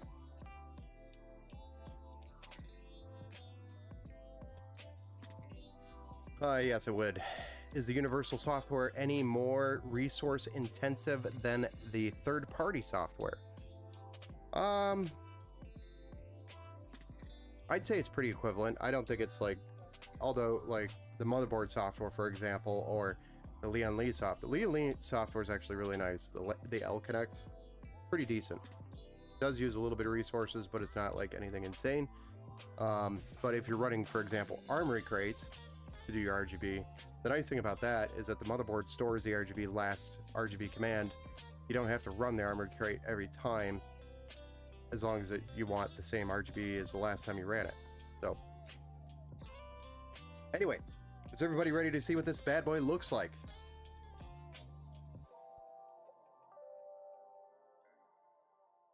I mean, it is already very nice looking.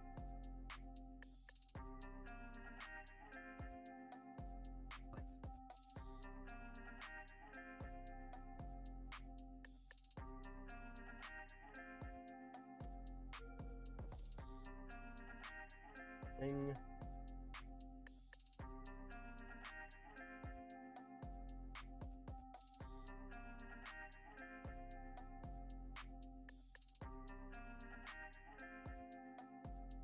Well, that's about as good as we're gonna get it for now. Let's hit it.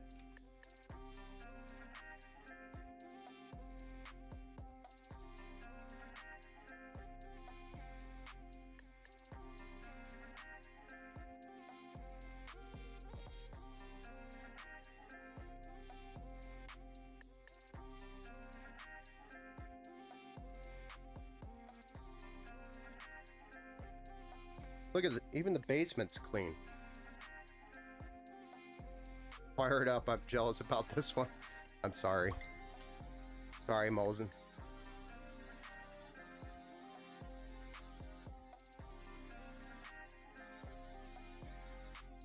Look at my RGB tan.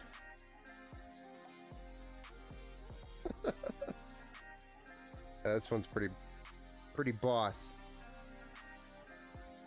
Going through like RAM training, memory training.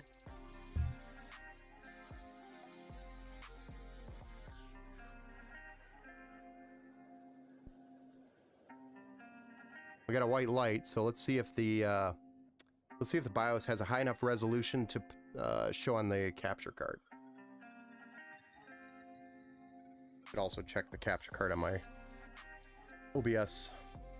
I haven't used it in a while. Oh, it's working.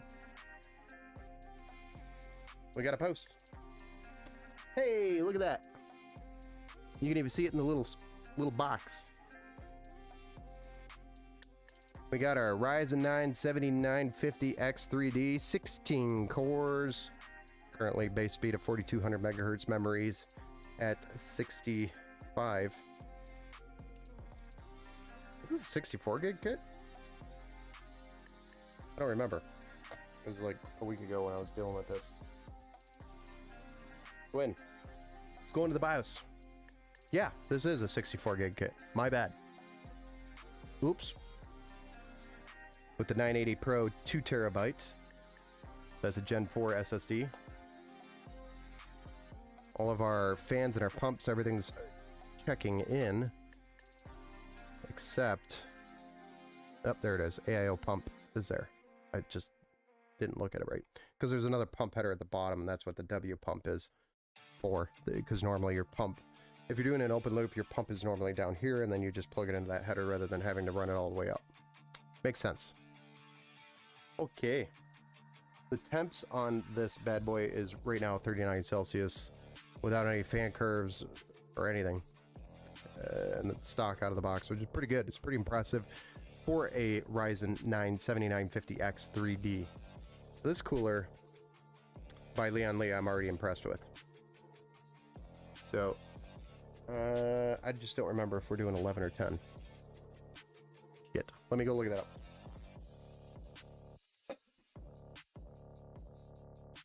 Oh, yeah. 1 second.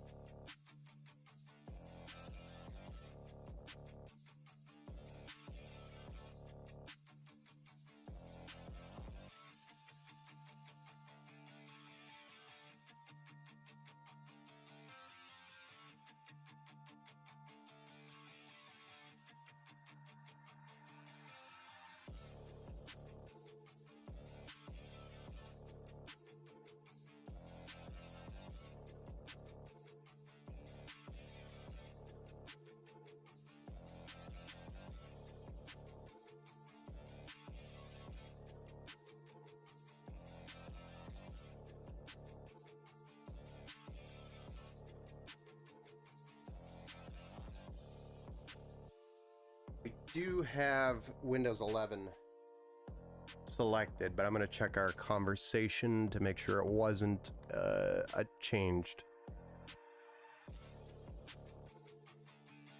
I feel like we talked about it. I wanted to ask if I could get the PC as Windows 10. Yes, we did have a conversation about this. So, good thing I double checked. I almost went with 11.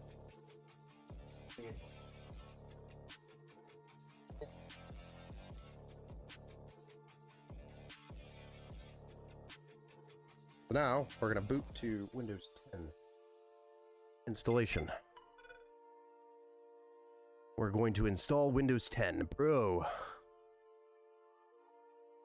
I'm probably going to just start the installation and call the stream there because we are going to finish this bad boy up and get it boxed up and for the morning. It'll go out with UPS tomorrow. But yeah, 64 gig is the way to go with AM5. From what you've heard, clocks get wonky with 4 slots. Yes. So if you're gonna fill out 2 slots, especially with a CPU like this, like a Ryzen 9 7950X, you're spending the money on the CPU. You may as well just try to get as much RAM in the slots as possible with the 2 slots. And anything DDR5, it doesn't matter if you're on an Intel platform or an AMD platform, you're gonna run into issues when you're trying to run 4 sticks. They just don't post. Hey, thanks for the like over there on Facebook, sir. So if you are on either or the Intel or AMD platform, running 4 sticks sucks. And what it's doing is a memory training every time it posts. So we'll have to go to the BIOS after we update the BIOS and set it to just use the last memory training so it doesn't have to do that every time it posts.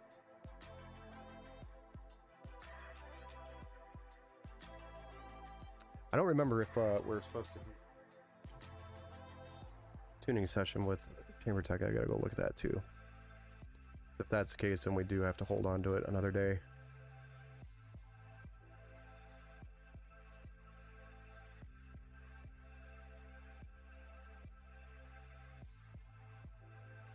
No.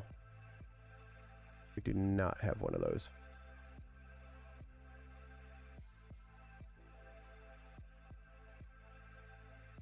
But we did get a military discount on this one.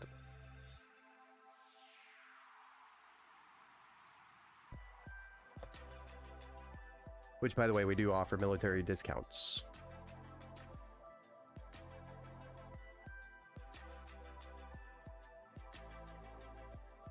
And here we go.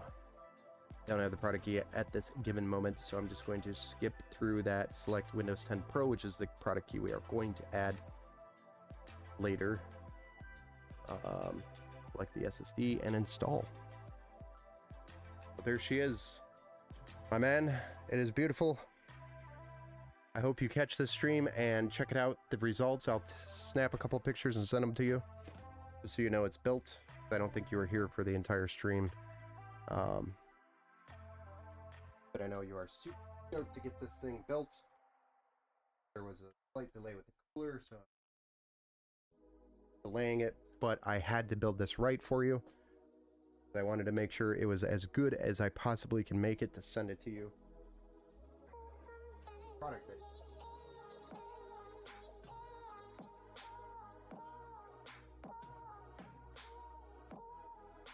But it is super sharp.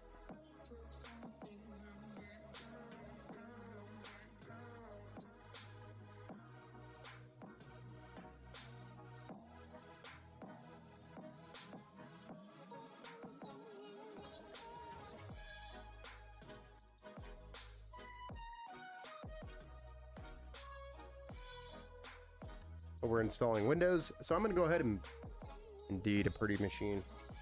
Thank you. Yeah, it turned out very nice. I really like the aesthetics of this build.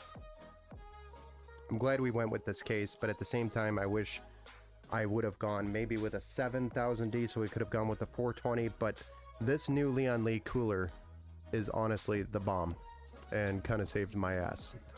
So I'm glad Leon Lee brought these out, released these just about a month ago.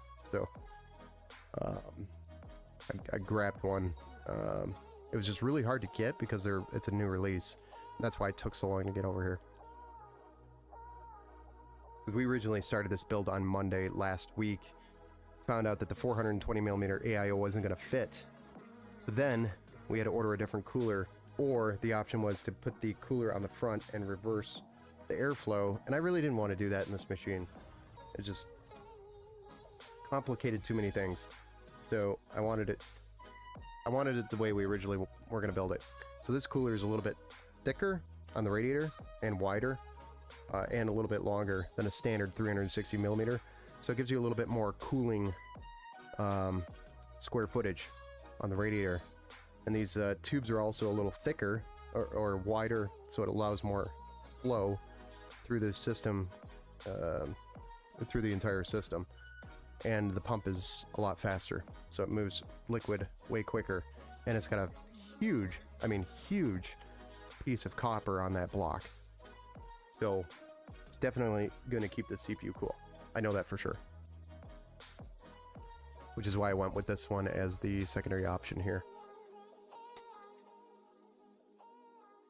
Yeah, it was a big one. Leon Lee did not. So this is a 360mm that's in here right now, but it is bigger than your standard 360mm. This is the Galahad 2 Trinity Performance, which is a little bit thicker radiator, so it's wider, like its width is wider, and then it's also wider from this end to this end is longer, and then the side to side is a little wider, and then the fins are different in the radiator. There's more fins throughout the entire radiator than your traditional. And the tubes are also wider so that it allows more fluid. And then the pump's really fast, and it's got a huge chunk of copper for heat dissipation. The 420 that we were going to use was the Arctic Liquid Freezer 2, which was a 420mm AIO. And its length was just slightly too big, though Leon Lee states that a 420mm AIO could fit on the top, or 420mm radiator can fit at the top. The Arctic Liquid Freezer 2 could not fit. It was just too long. Important this distinction. Again, thanks for the explanation. No, no problem. But yeah, the 420 millimeter didn't fit in there, and so then I had to order this AIO. It was hard to get. Took forever to get here.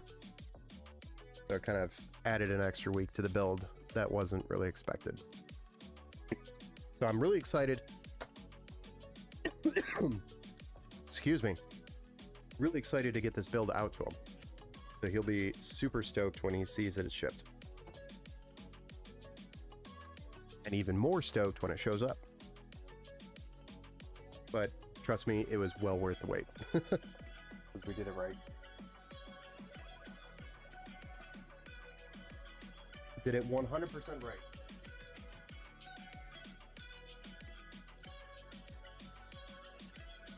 So, with that being said, I'm going to go ahead and end the stream here. Thank you, everybody, for hanging out with us tonight. Mosen, thank you, sir, for hanging out. Appreciate the conversations. And I will see you guys next time. We do have, for sure, another build stream on Thursday. And then a second one whenever the case shows up. We're just waiting on a Fantex, a white Fantex case, unless he's okay with us going with a Landcool 3, which I have a white one sitting here. We could just do that. I'll ask him. But we have, he wasn't really dead set on that like case. It was just our recommendation. And both the cases are honestly the same thing. So, but then we also have a inventory build, which is just a really tight budget build. Because I have a lot of people that come in here and they're like, hey, you got anything for like 500? Yeah, no. So I like to have a couple of, you know, lower end, entry level, I guess we could call them super entry level builds available for people that want to start on or PC gaming for super cheap. Just to see if they like it, you know. But I'm going to call it there, but we do have a couple more build streams coming up this week. So, stay tuned. Come join the fun when it happens. And have a good night, everybody.